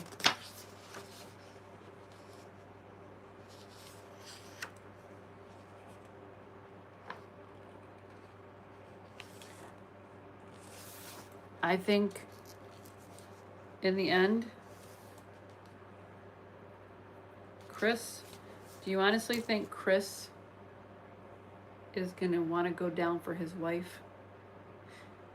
See, he's a cunning predator to children, and he will turn on Katie, because once that shuts off, when he realizes, oh shit, I'm going to go to prison, Katie's going to be the fall guy.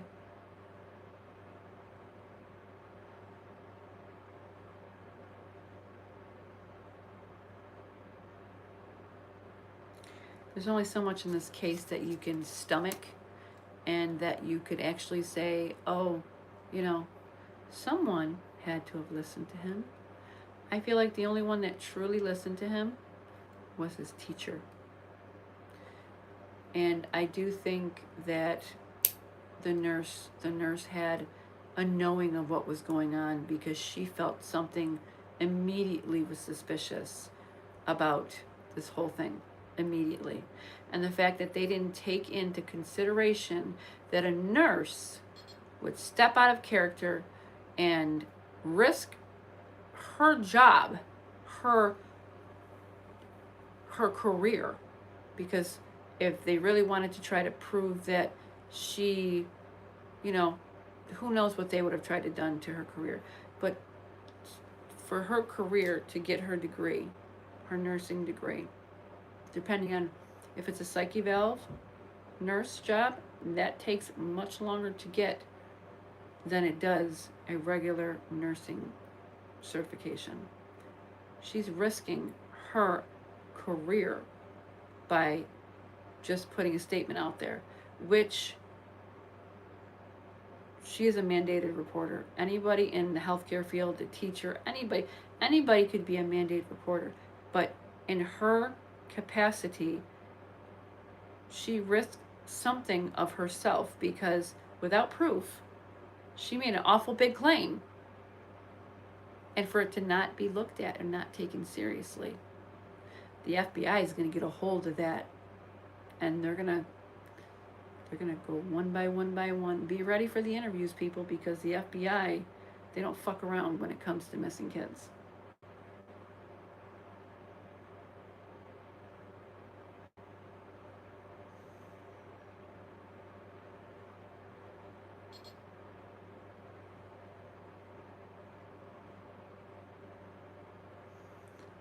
And you know what?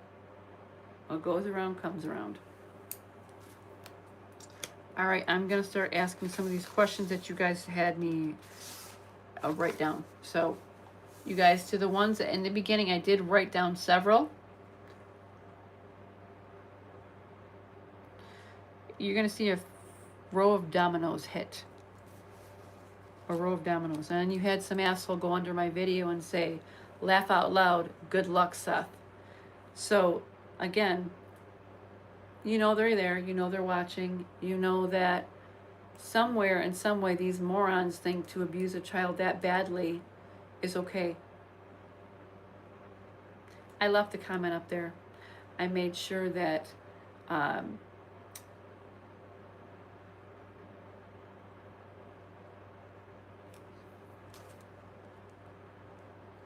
don't know if I'm being redirected to who the person was. I heard the name Sassy, but that could just been someone that went under that comment and kind of like, well, what's so funny about that?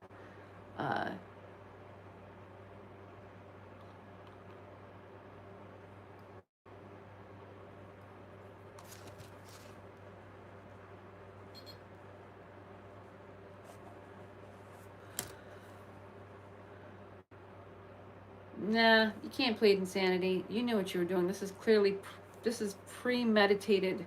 Premeditated. Completely.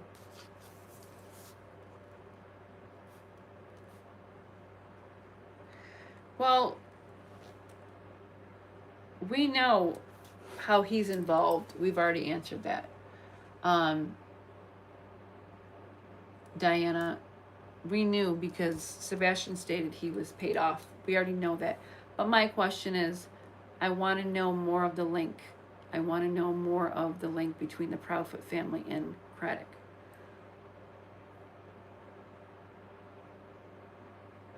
I love that, Kylie. Your corrupt cookie is starting to crumble now, Shamefoots. I love that. I love that.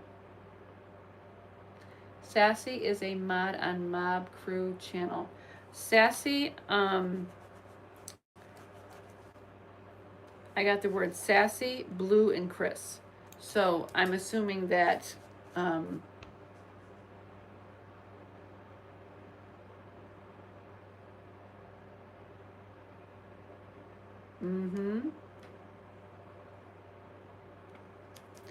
well, if that's the case, the FBI is going to know that because the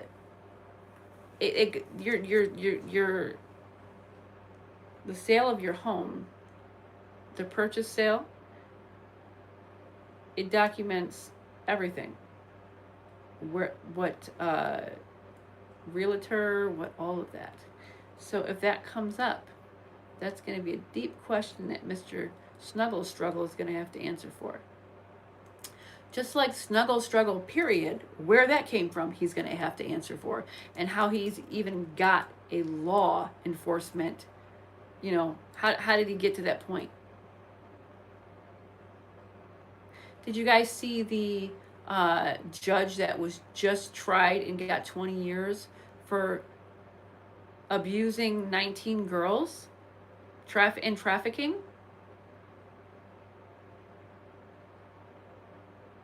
Think about that. The South has a lot of corruption, And I hate to say that because not everybody is like that. Not everybody. Not every law enforcement is like that.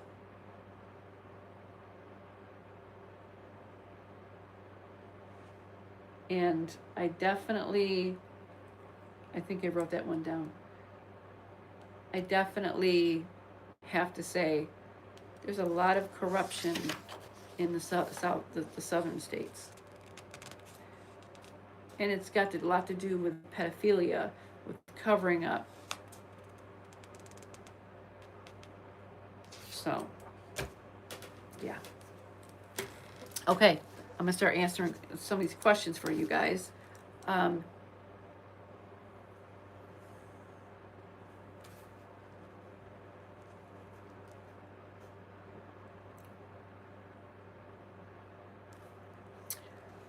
Now, I know Billy came up in our live before, but we're just hearing Billy again.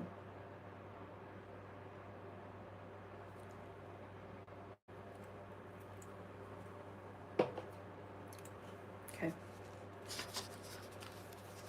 Hi, Miss Nick.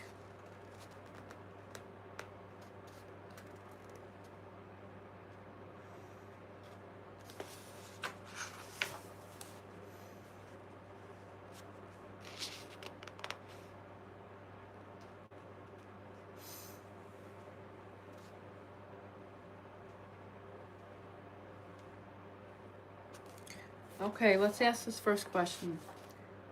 Hi, Sebastian, honey. I need to know if there's any questions you could answer for me tonight.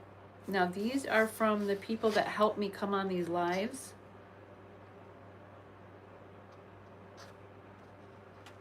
Okay. Well, there is someone that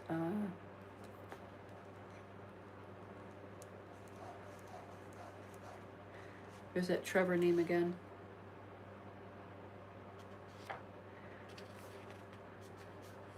I'm gonna.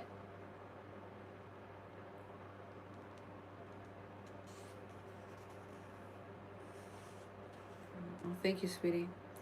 I'm going to ask a few questions, Sebastian, and if you could answer these for me in a way that can give me some direct connection in some way, that would be so helpful, sweetheart, okay? So I know that you said Craddock got a big envelope before, right? A big yellow envelope, and it had a lot of money in it, okay? How is he connected besides the money?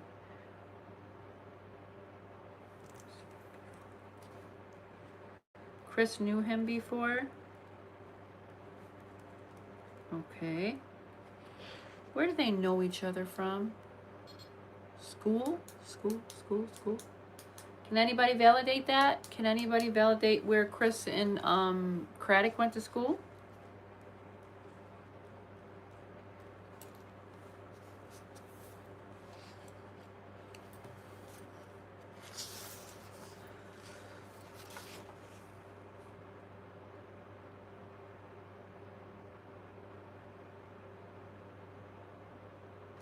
You know what though? I have to go back and look because there is a person that I picked up on and I found actually. Someone sent it to me. This guy's in the military and he is a wood maker. He does a lot of woodwork. He can carve anything. They went to the same school, so they would know each other, right? So, Sebastian, they went to the same school, okay? And how do they know each other besides school?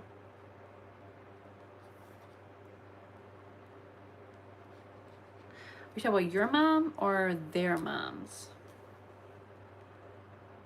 Christmas. Oh, okay. So, Sebastian says they knew each other from school, but they also, their mothers knew each other.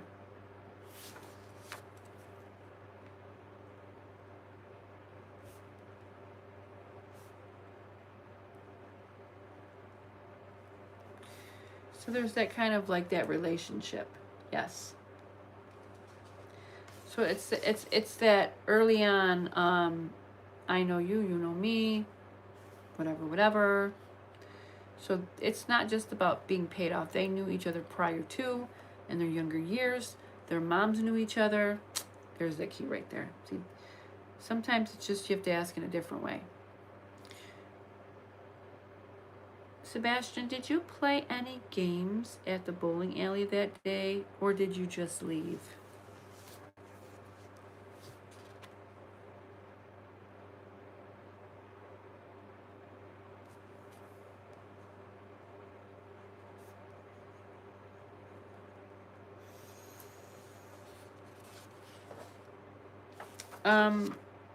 What does he mean by lanes closed?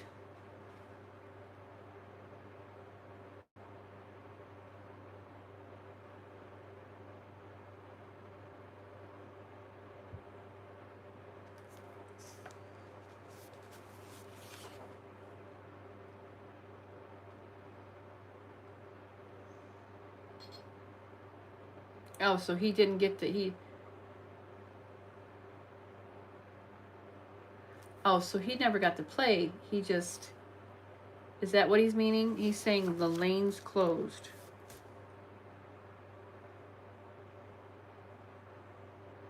Oh, okay, because he's okay. See, lane's closed. That gave me that made me understand that he wasn't able to play.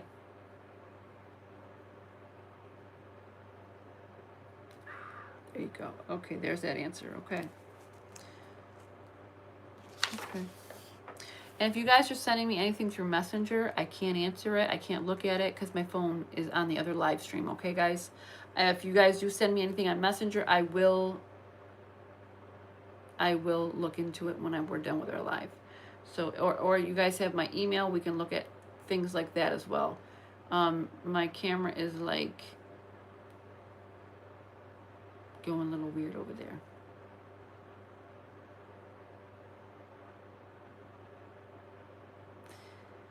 Well, he says lanes were closed, so I don't know what they played, unless they played video games.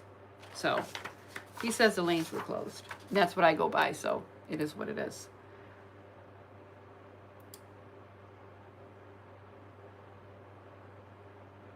Did they...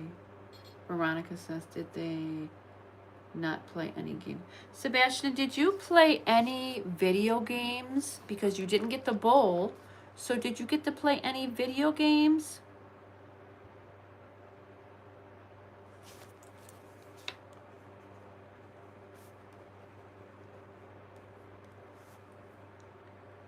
Are you saying Chris is mom or Chris and mom? Okay.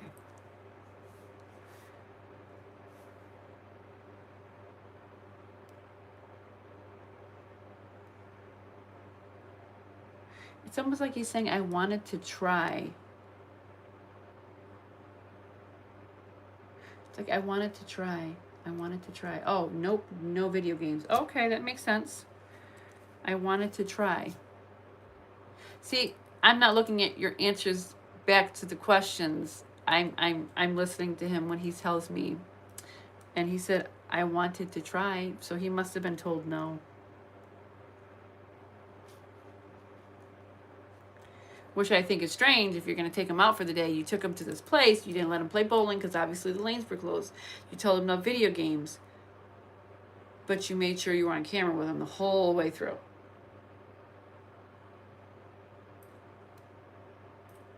Yeah, he only stopped there. Good point, Diana. Only stopped there for an appearance, basically. More or less, I guess that's what you could say, because that's really more or less what he's kind of making me vibing with. Okay. Sebastian, did they get rid of all of the puppies? Did they get rid of all the dogs that you loved so much? Are they gone? Or do they still have them?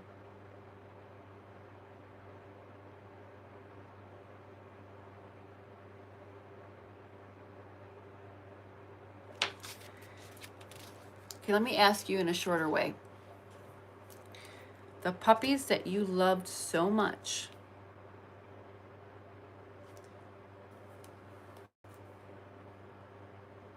Did they get rid of those puppies? Are those puppies gone?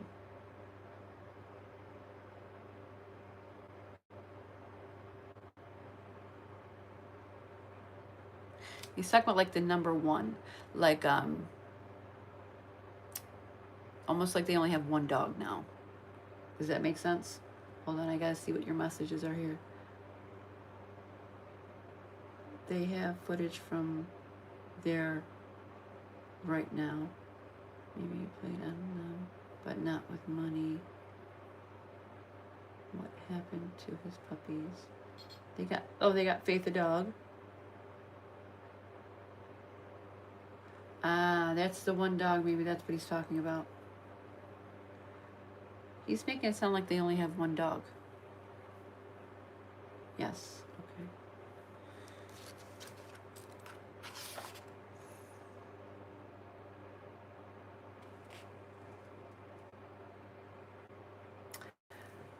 Sebastian, what is the connection to Chris and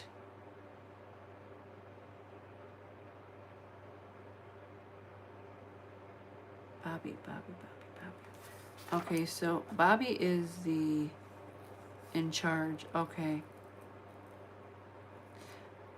Sumner County. Okay, thank you. You're quicker than I was tonight, sweetheart. He's talking about Bobby in Sumner County. To me, this would be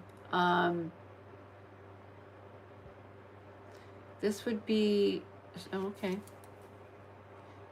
I'm probably gonna say it wrong, but it's almost like a Bobby Sims or like a Bobby something with an S.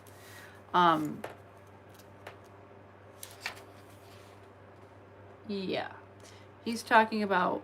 I wanted to know what the connection was to the Proudfoots, like Chris, and he names him. And this is Sumner County.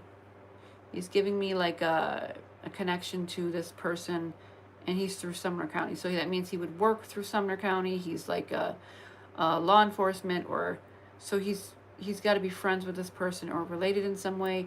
I'm gonna say friends for now because I didn't get he was related yet. TBI. Okay. And I know we've heard that before, but I can never remember what he's through or what he's related to or any of that other jazz or nonsense.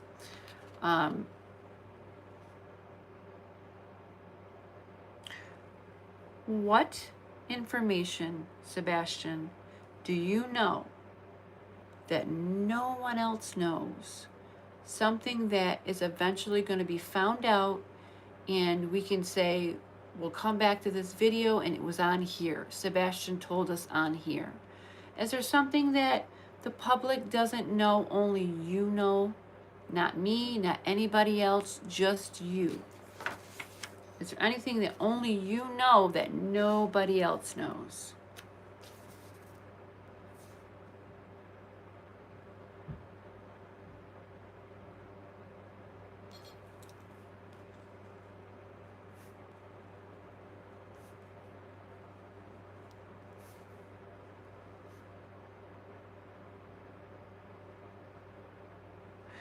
What do you mean, sweetie?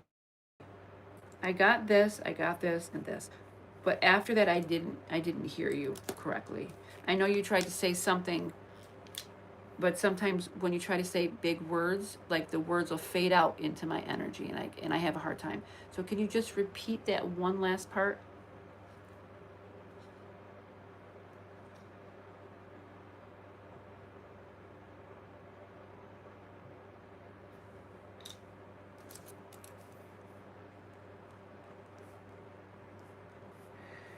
Can you tell me what what you mean here though? Chris went back to blank, but lost me.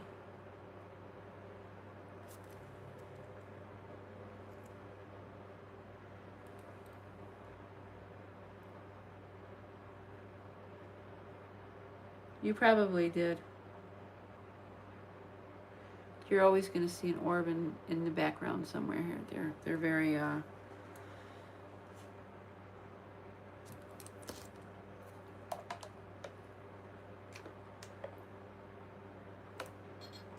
Sebastian, what can you tell me in this case that nobody knows? Nobody on YouTube, on the news, only you and Chris would know, or you and Mom would know. Nobody else. That has never been said. Can you give me something that we can say on here that people can say, Sebastian already said that? Sebastian was right.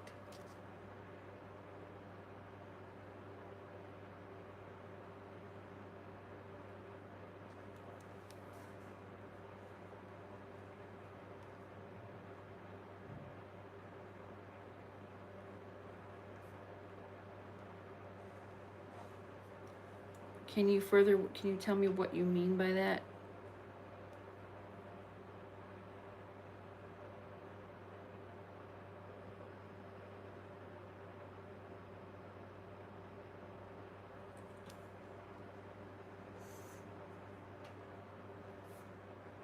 Timestamp.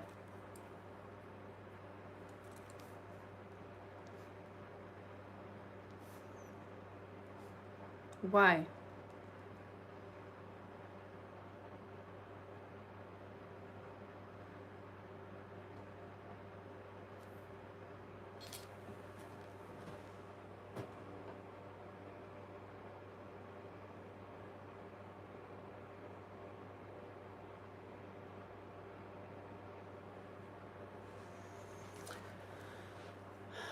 You guys, I'm sure you guys hear these noises in the back. It usually comes with like orb activity and stuff like that. So,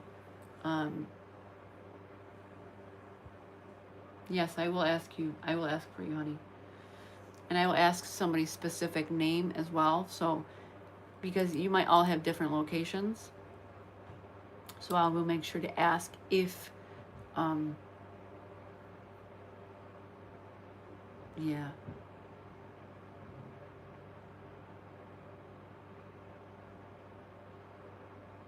Just waiting to see if I see something in the background.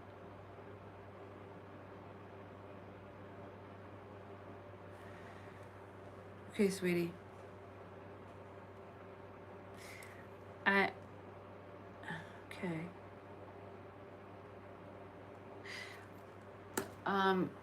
Are Katie and Chris actually like married? And I'm asking because Sebastian speaks about his ring.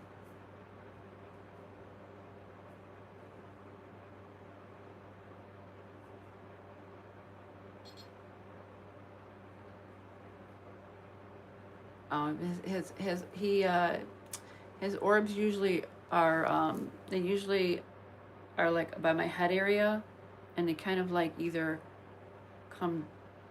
The camera, it does an angle that I'm not actually trying to do it on. It usually comes to my head and then goes this way, or it goes that way. So it'll usually come up and then go down. Sorry guys, but it'll just go the opposite way of where my head is.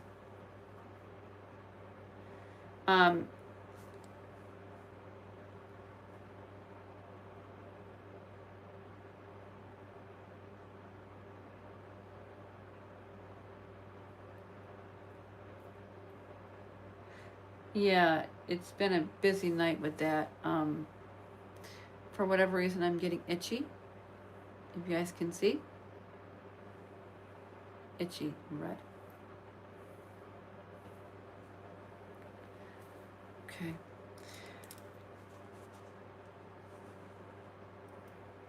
I'm asking if they were truly married because Sebastian talks about a ring. Ah, there it is. Okay. So,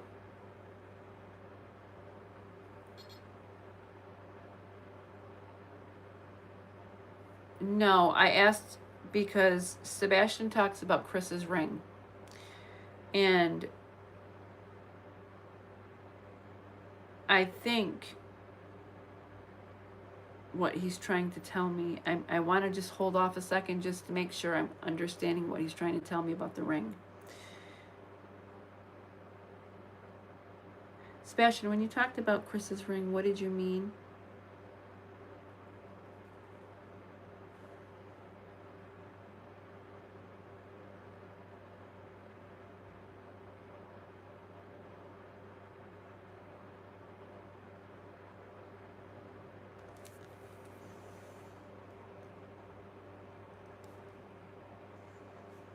Okay.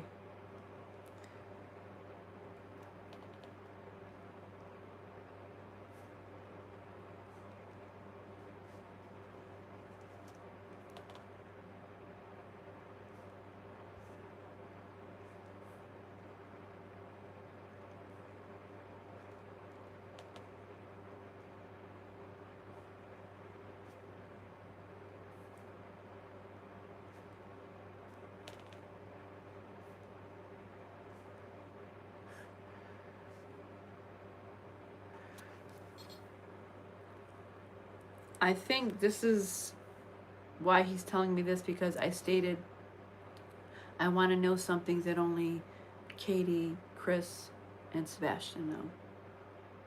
And it's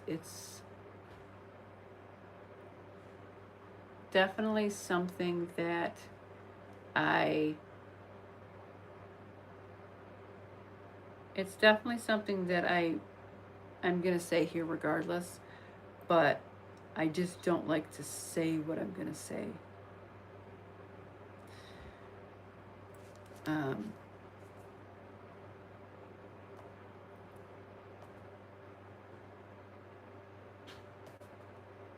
he's speaking about Chris Proudfoot's ring. He chose not to wear his ring. I said, well, what do you mean, sweetie? I can't take it anymore. He's telling me, it's like he's giving me the psychic impression of past tense. He's saying, Chris Proudfoot saying, I can't take it anymore. I'm going to kill this kid.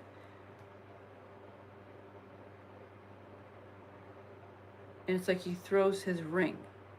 Katie says, you can't hit him all the time. You're leaving marks. So she knew what was happening. He gave her an ultimatum and clearly chose him. Because she states, Sebastian says she states, Katie, you can't, you're leaving marks. And to me, that would be almost like a statement that would be admitting. So to me, this might be something that eventually is going to come out in a statement, because he's showing me like taking off the ring. I can't take it anymore. It's like kind of like him or me. I'm going to end up killing this kid. Katie says, well, you can't hit him all the time. You're leaving marks. So, only hit him sometimes. I guess that makes it any better.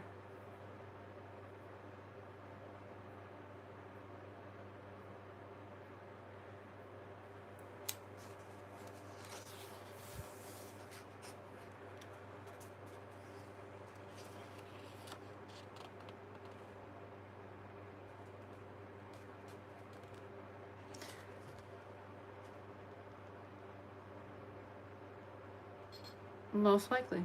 Most likely. And Katie, I gotta ask you, honey. I gotta ask you, because in my mind, you play a game because clearly your cameras weren't working that night, and to report this, to say, I don't know why he walked out that door. He's never left before. How can you say he left if your cameras weren't working?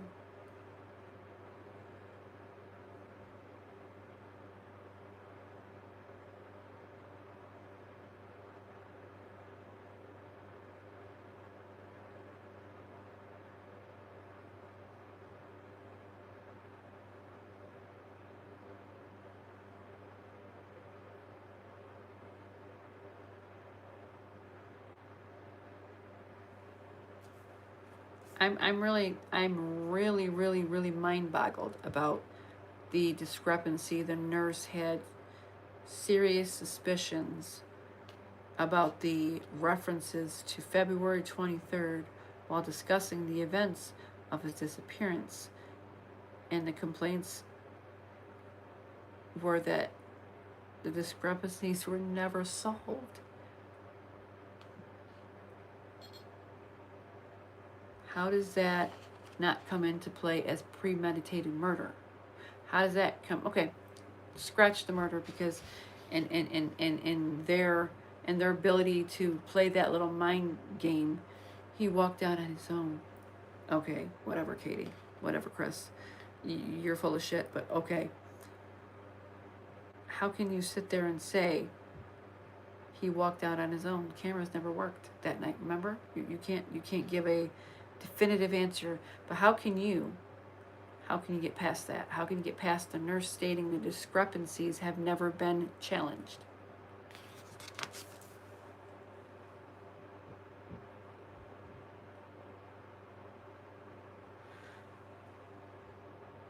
Was it ever confirmed true about the lady that said she was on a date with him and had told her his wife and son died in a car accident? Well, let's find out.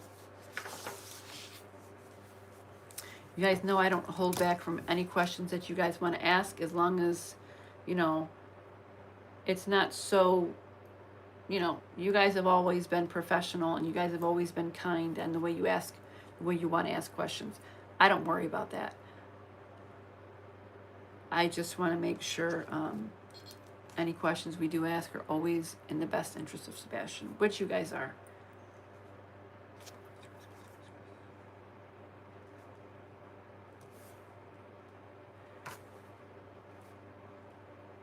Oh, I guess.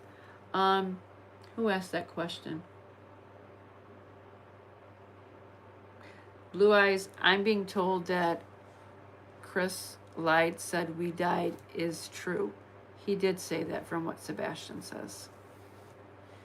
And if he's going to deny it, where would that be?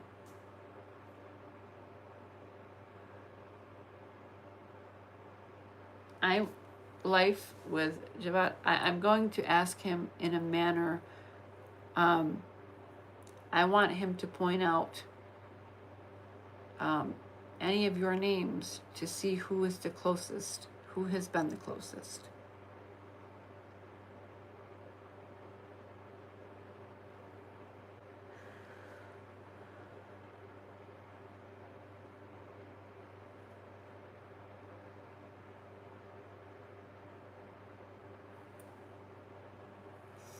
Sebastian, there's a lot of people on here that are trying to figure out where you are, honey.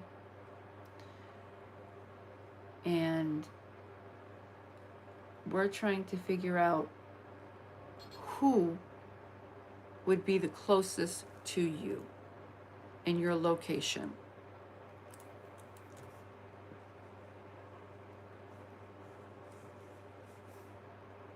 Okay, I understand. I understand that.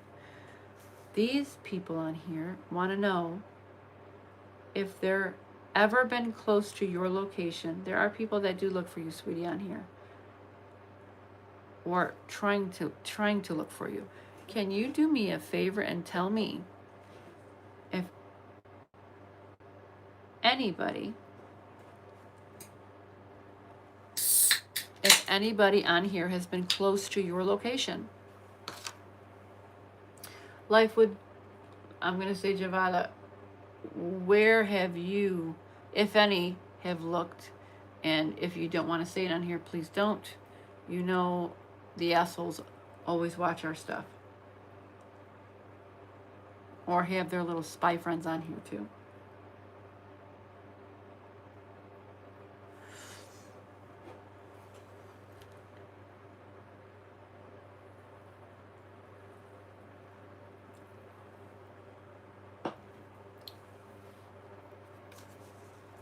He says Chris is close to him, whatever that means. That's who he first said, Chris. When I asked that question for her, that was the first thing he said.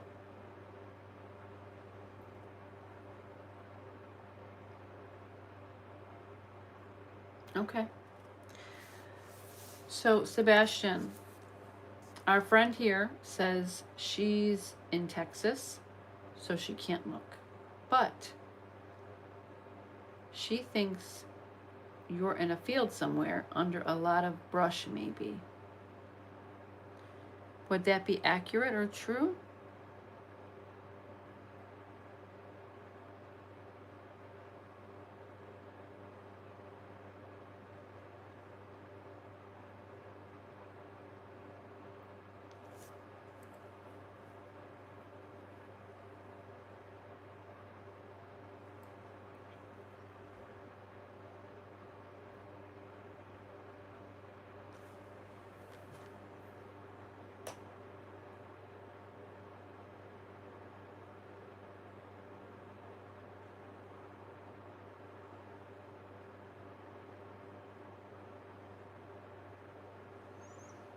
Hmm.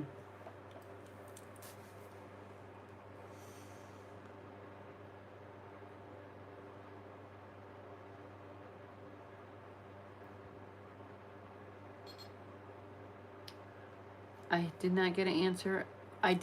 When I did ask the question, he stated Chris immediately, though.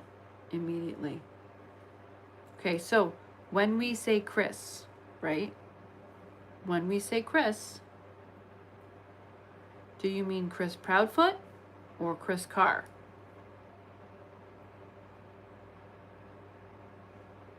Okay, Chris Proudfoot.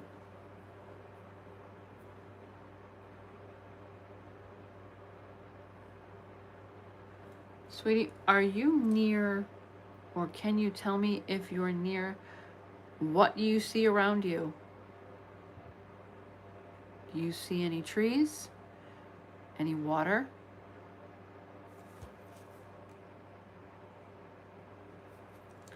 Okay. Do you see any signs around that?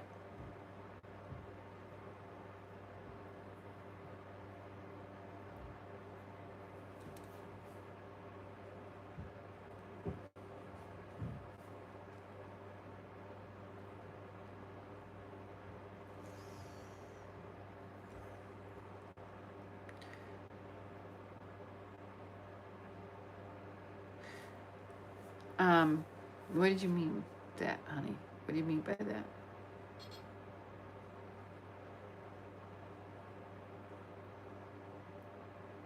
And before anybody tries to pop on here and say, oh, he probably drowned in a ravine, Sebastian could swim like a fish, according to both of his parents, his mother and his father. Sebastian learned how to swim before he learned how to walk. So that boy did not drown in water.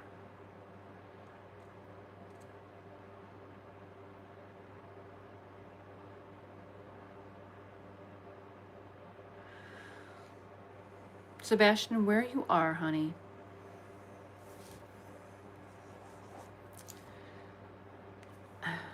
All right.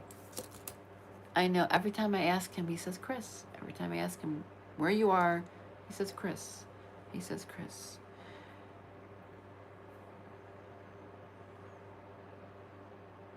Does Chris have you somewhere close to him?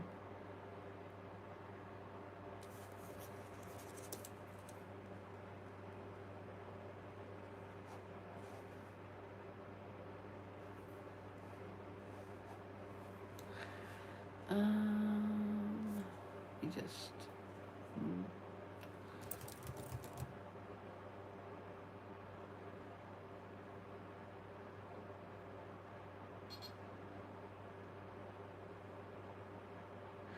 Sebastian, let me ask you this, honey. So, your spirit, I'm sure you understand by now, is not on the physical plane anymore. But your spirit is living on. Your body is on the physical plane somewhere. I know, Chris. I get it. I hear you. Do you know where your physical body is?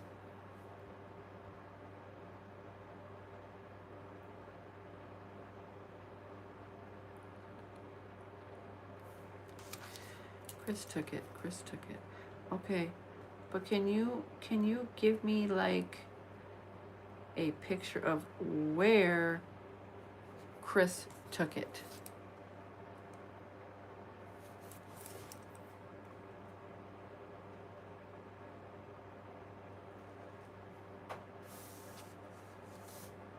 Timestamp.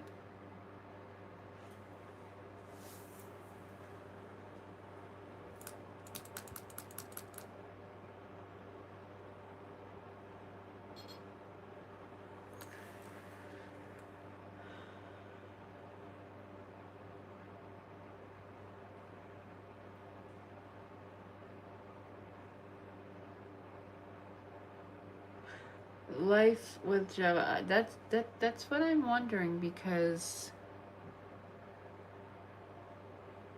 did you guys hear that? Like a thud?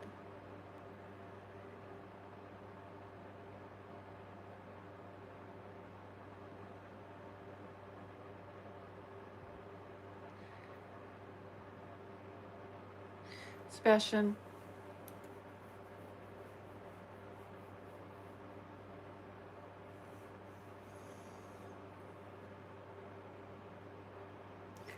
Sebastian, where is Chris now? Where is Chris Proudfoot now?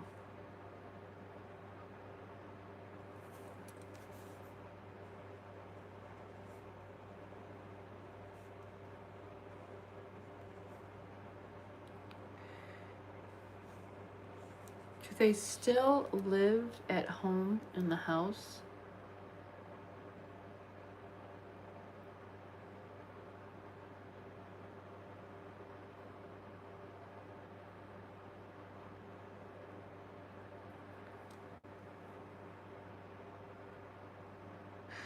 Sebastian, Veronica wants to know if you can do her a favor.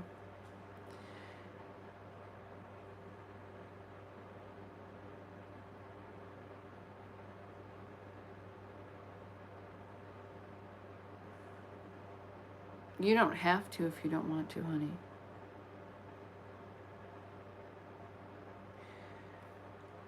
So, where is Chris Proudfoot living right now with your mom? Not there, not there, not there. So they're not at their house?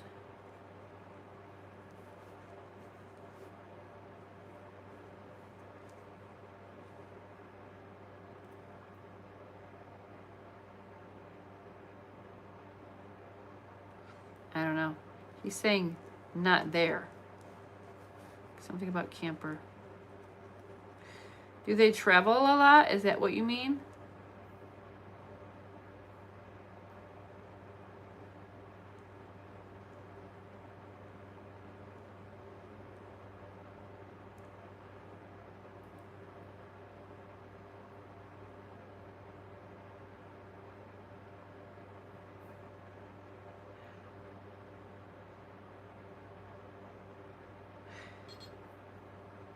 Sebastian, Veronica would like you to do something for her so she understands, if she can understand you, okay? Veronica, ask a question and we'll see if we can get an answer. But we're only going to do this one time because I don't want Sebastian feeling like, you know what I mean?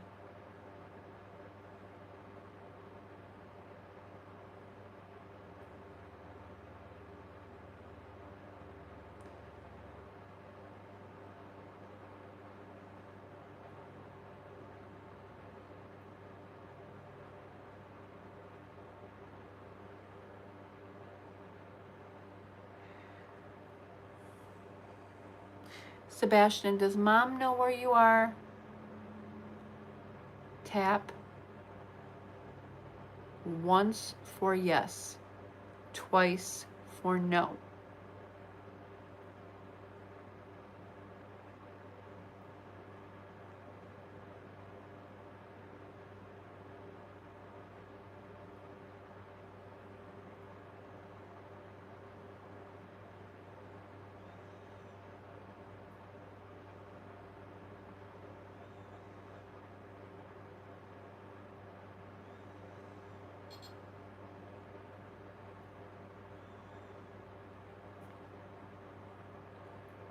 Sebastian, does Chris know where you are? Tap once for yes, twice for no.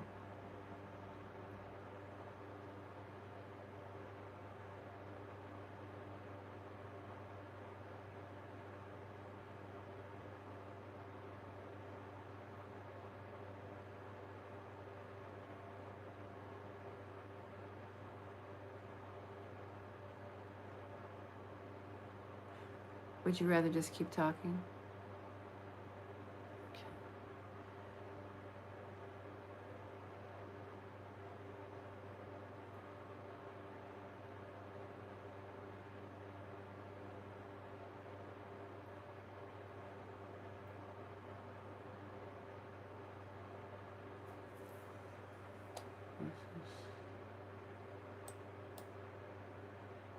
No. I don't know what that is.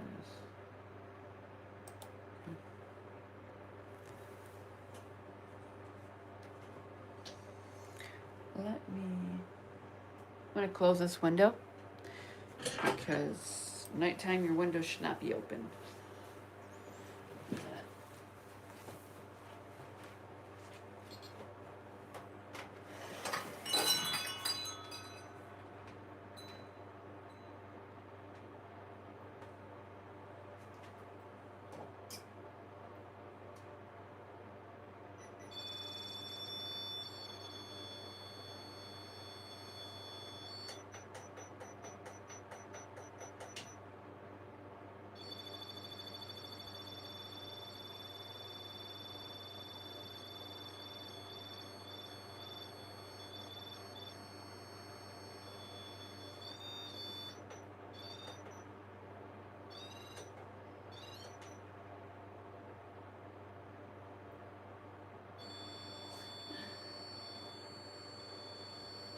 All right, sweetie, I'm gonna shut this off, okay?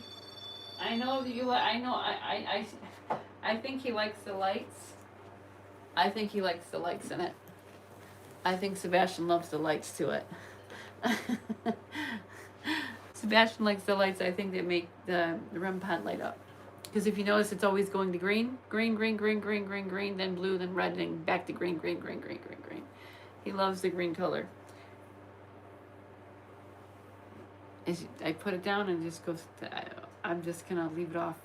I think he likes it as a toy. To be honest, it's okay. I don't mind. Let's get back to these questions. Yeah, you too.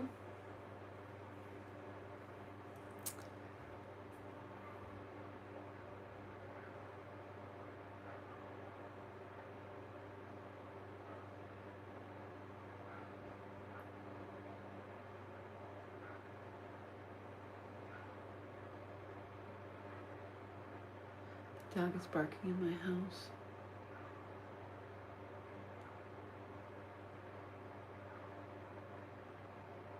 It's like the dog sees something in there. There's nobody awake in my house right now.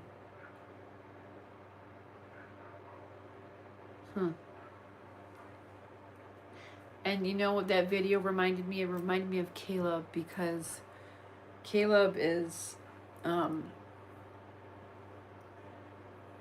he tries to make everything a skit, a funny thing. And one day I'm sitting in the recliner in the living room, and he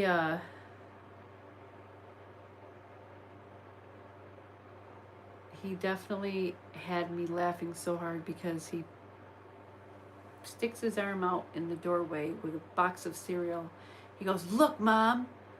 And it was like around Halloween, and he had his toy like knife with his costume. He was supposed to be like Jason or something. I don't know, I couldn't remember, but he goes, "Look, Mom, a serial killer." And I mean, it was funny in the moment, but he was laughing so hard. So hard. I was laughing so hard.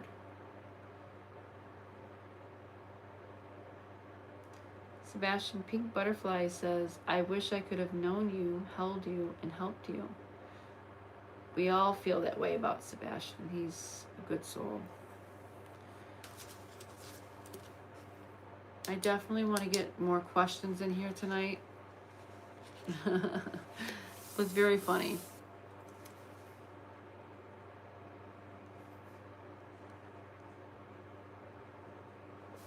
Chris blamed me for everything.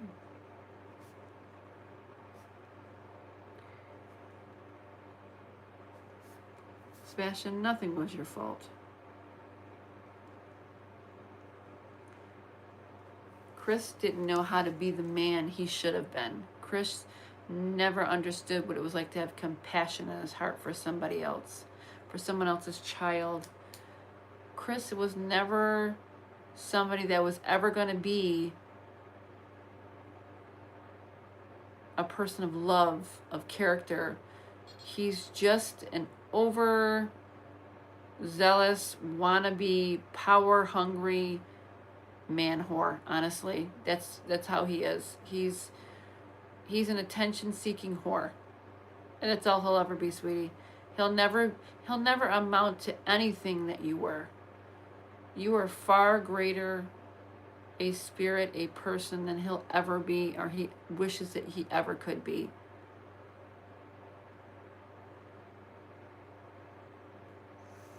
Veronica says, Sebastian, my dad was the same way. A lot of people, honey. Yeah, he said, and you survived? Yeah. A lot of people go through a lot of horrible, horrible things, sweetie.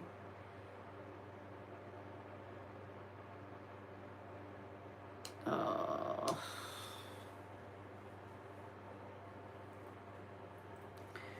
Said, tell her I'm proud she got away.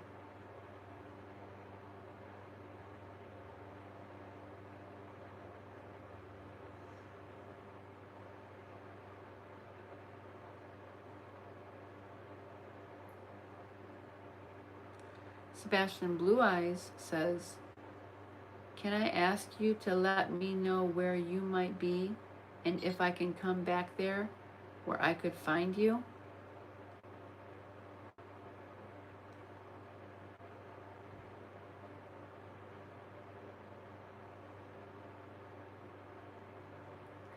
I understand that, honey, and that can be frustrating.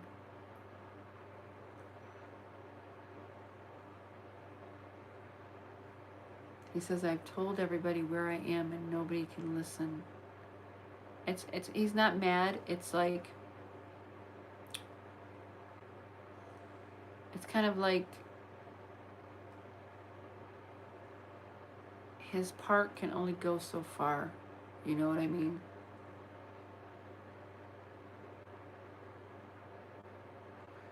Veronica says, yes, my mom got me away.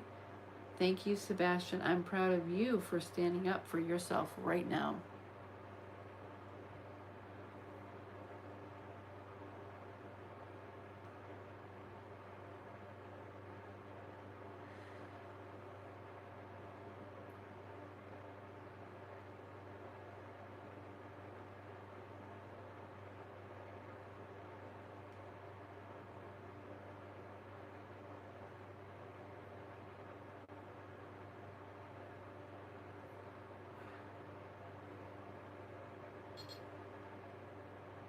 Sebastian, are you in the same place you said you were before?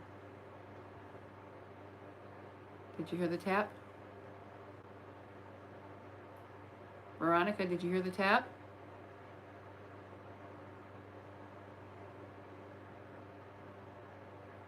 One tap. Sebastian, honey,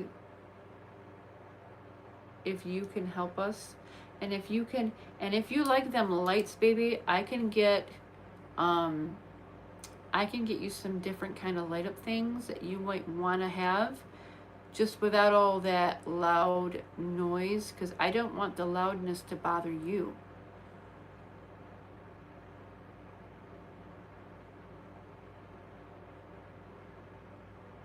Chris covered it deep. Chris covered it deep. Chris covered it deep. So we know now that he's down in something. He's not,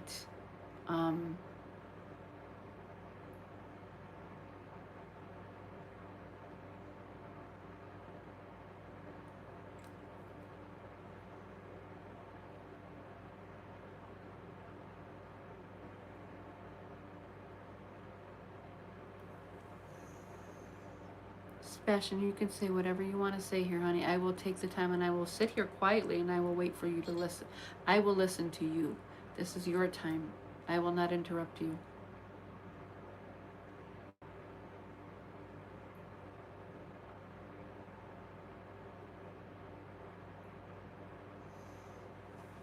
Put my chair up for a minute, babe. Oh, Mike, that was me, guys. That was not anything else.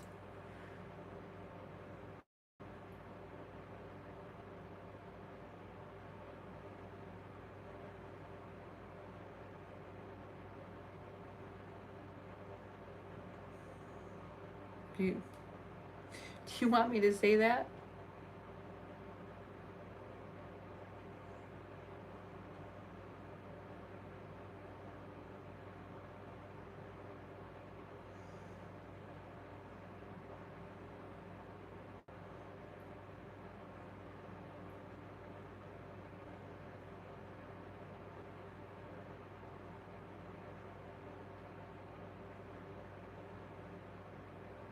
Sebastian, do you remember when we talked about the lever that you spoke about? You spoke about it twice in our last lives.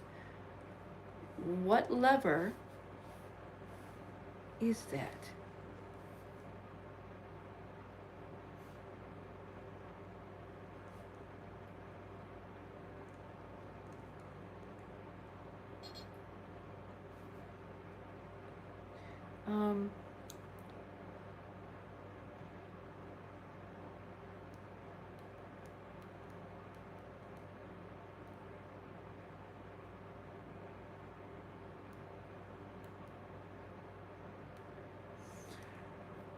When you say that, what machine, and if it's Chris's machine,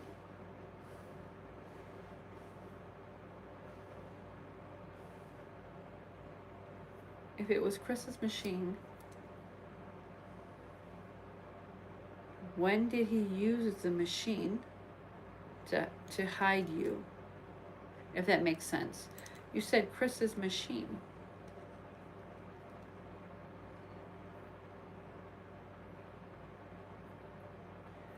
When you push and pull the lever, what does it do? What does it look like? Tap. You guys have to listen for the taps. You asked for this, so he's doing it. And he just so happens to be doing back there where the machine, where the thing that is that he likes.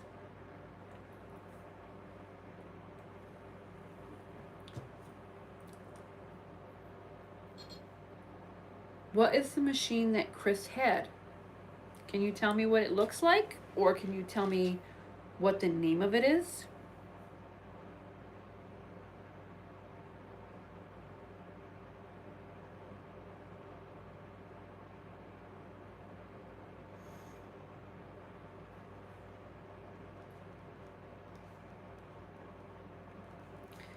Kind of like a thing where you dig dirt. Like it's got like a handle on it. It looks like almost like you're digging in the ground. It's got teeth on it, and you lift up the dirt and you move it. Sebastian Blue Eyes wants to know, was this the machine used in the video in front of your house? No, different one. Different one.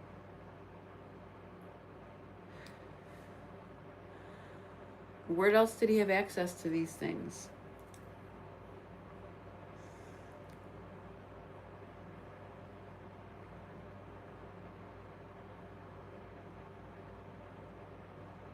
Sebastian, the one that you're talking about, were you in that before? Were you in that machine before? No? Okay. Only Chris. He's saying no, it was only Chris in that one. The one he's talking about here.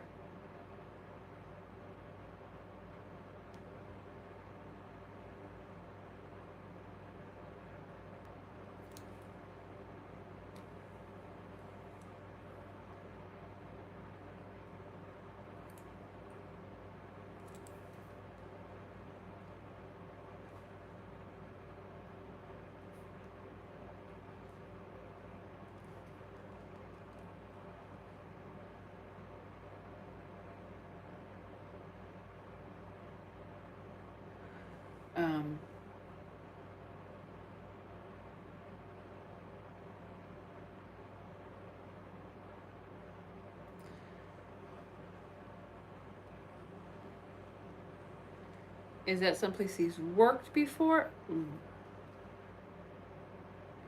talking about lumber. Lumber. Has he ever worked at a lumber yard before?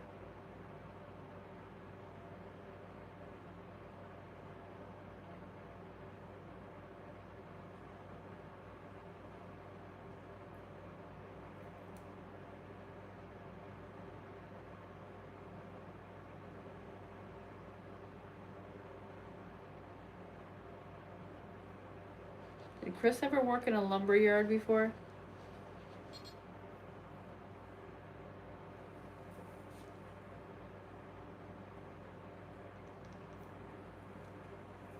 I mean,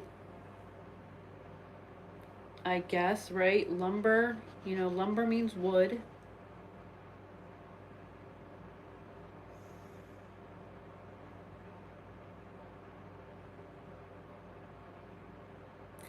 This just gets worse and worse. Whack Job's dad has a recycling company.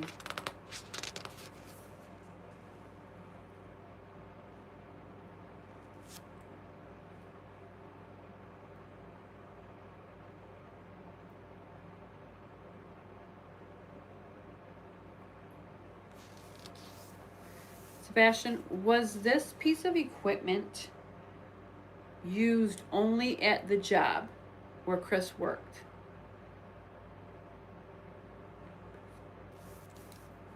It says no, before.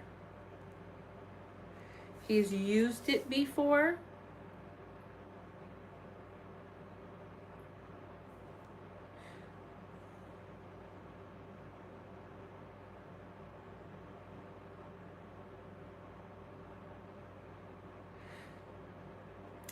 Does it belong to Chris's family?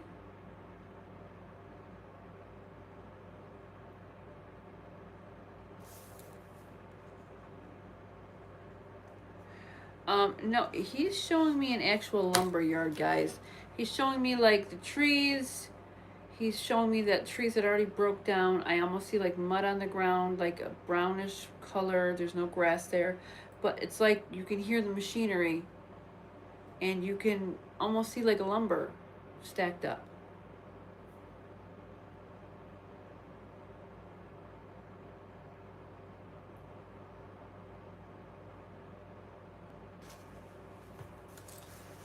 You can hear the like the machine that's like, you know how a machine has to back up and you hear the beep, not like an actual beep beep, but like a sound like something is reversing, and you can hear the like the movement of the vehicle of the machinery, and you can hear you could just hear all the working going on in the background.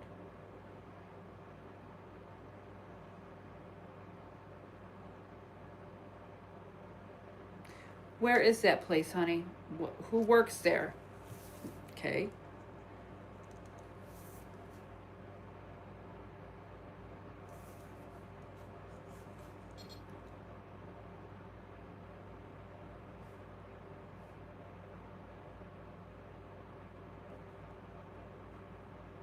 No touching the top of my head.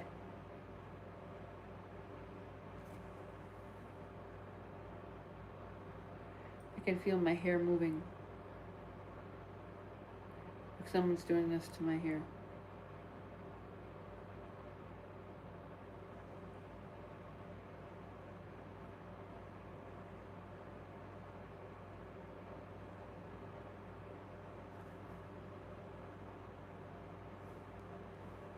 He said my name.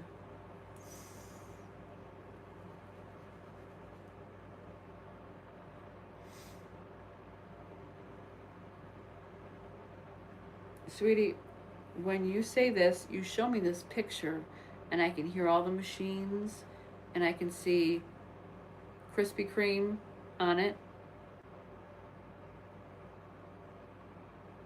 He's got a, like almost like a, I want to say like a neon yellow shirt, but it's a long sleeve. He's got a shitty brown hat on. See his belt.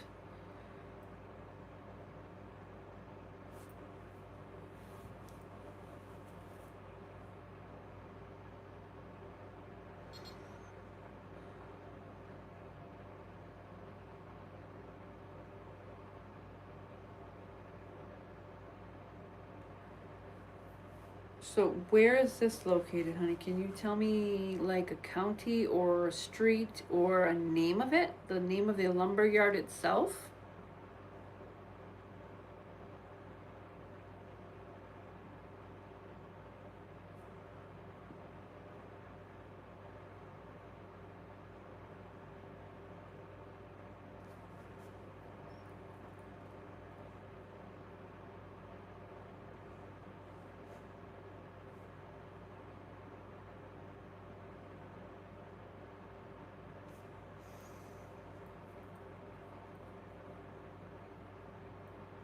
I'm quiet.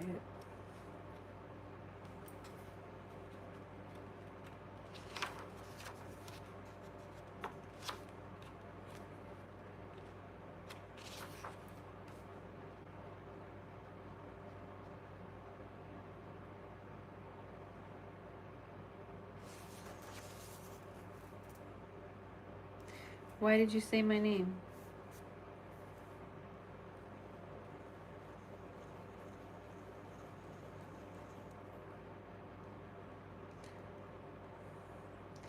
Sebastian, I don't worry about him. He ever tries to fuck around and find out, he'll fuck around and find out real quick.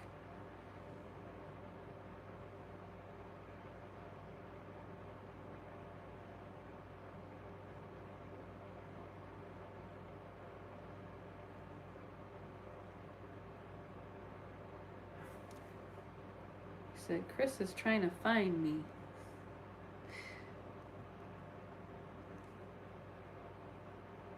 Sweetie, I don't worry about someone like Chris Proudfoot. You wanna know why? Because the day he ever steps foot, he'll find out real quick to step into my county line.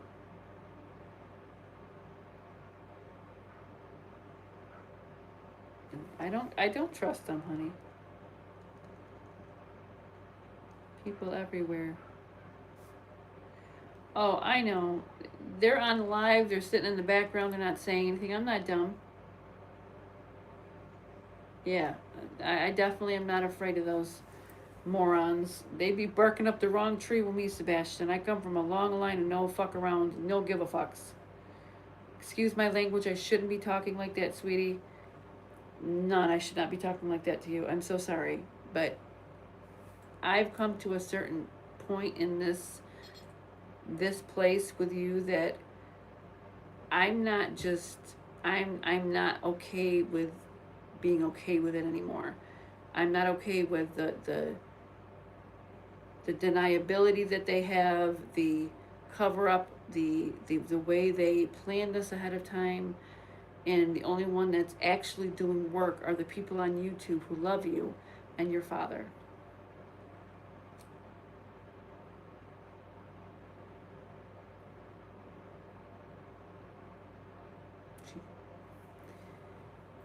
He said, my mom will never know what it was like to be me. Never know what it's like to be me.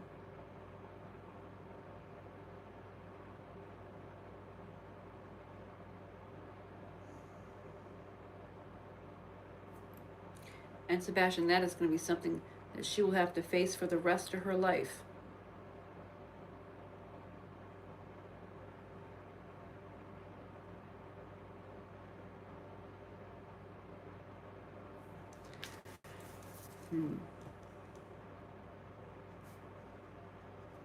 Sebastian, can you tell me where this lumber yard is? If you don't know the name of it, that's okay.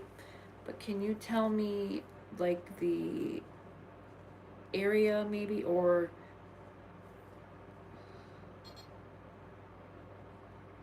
what do you mean?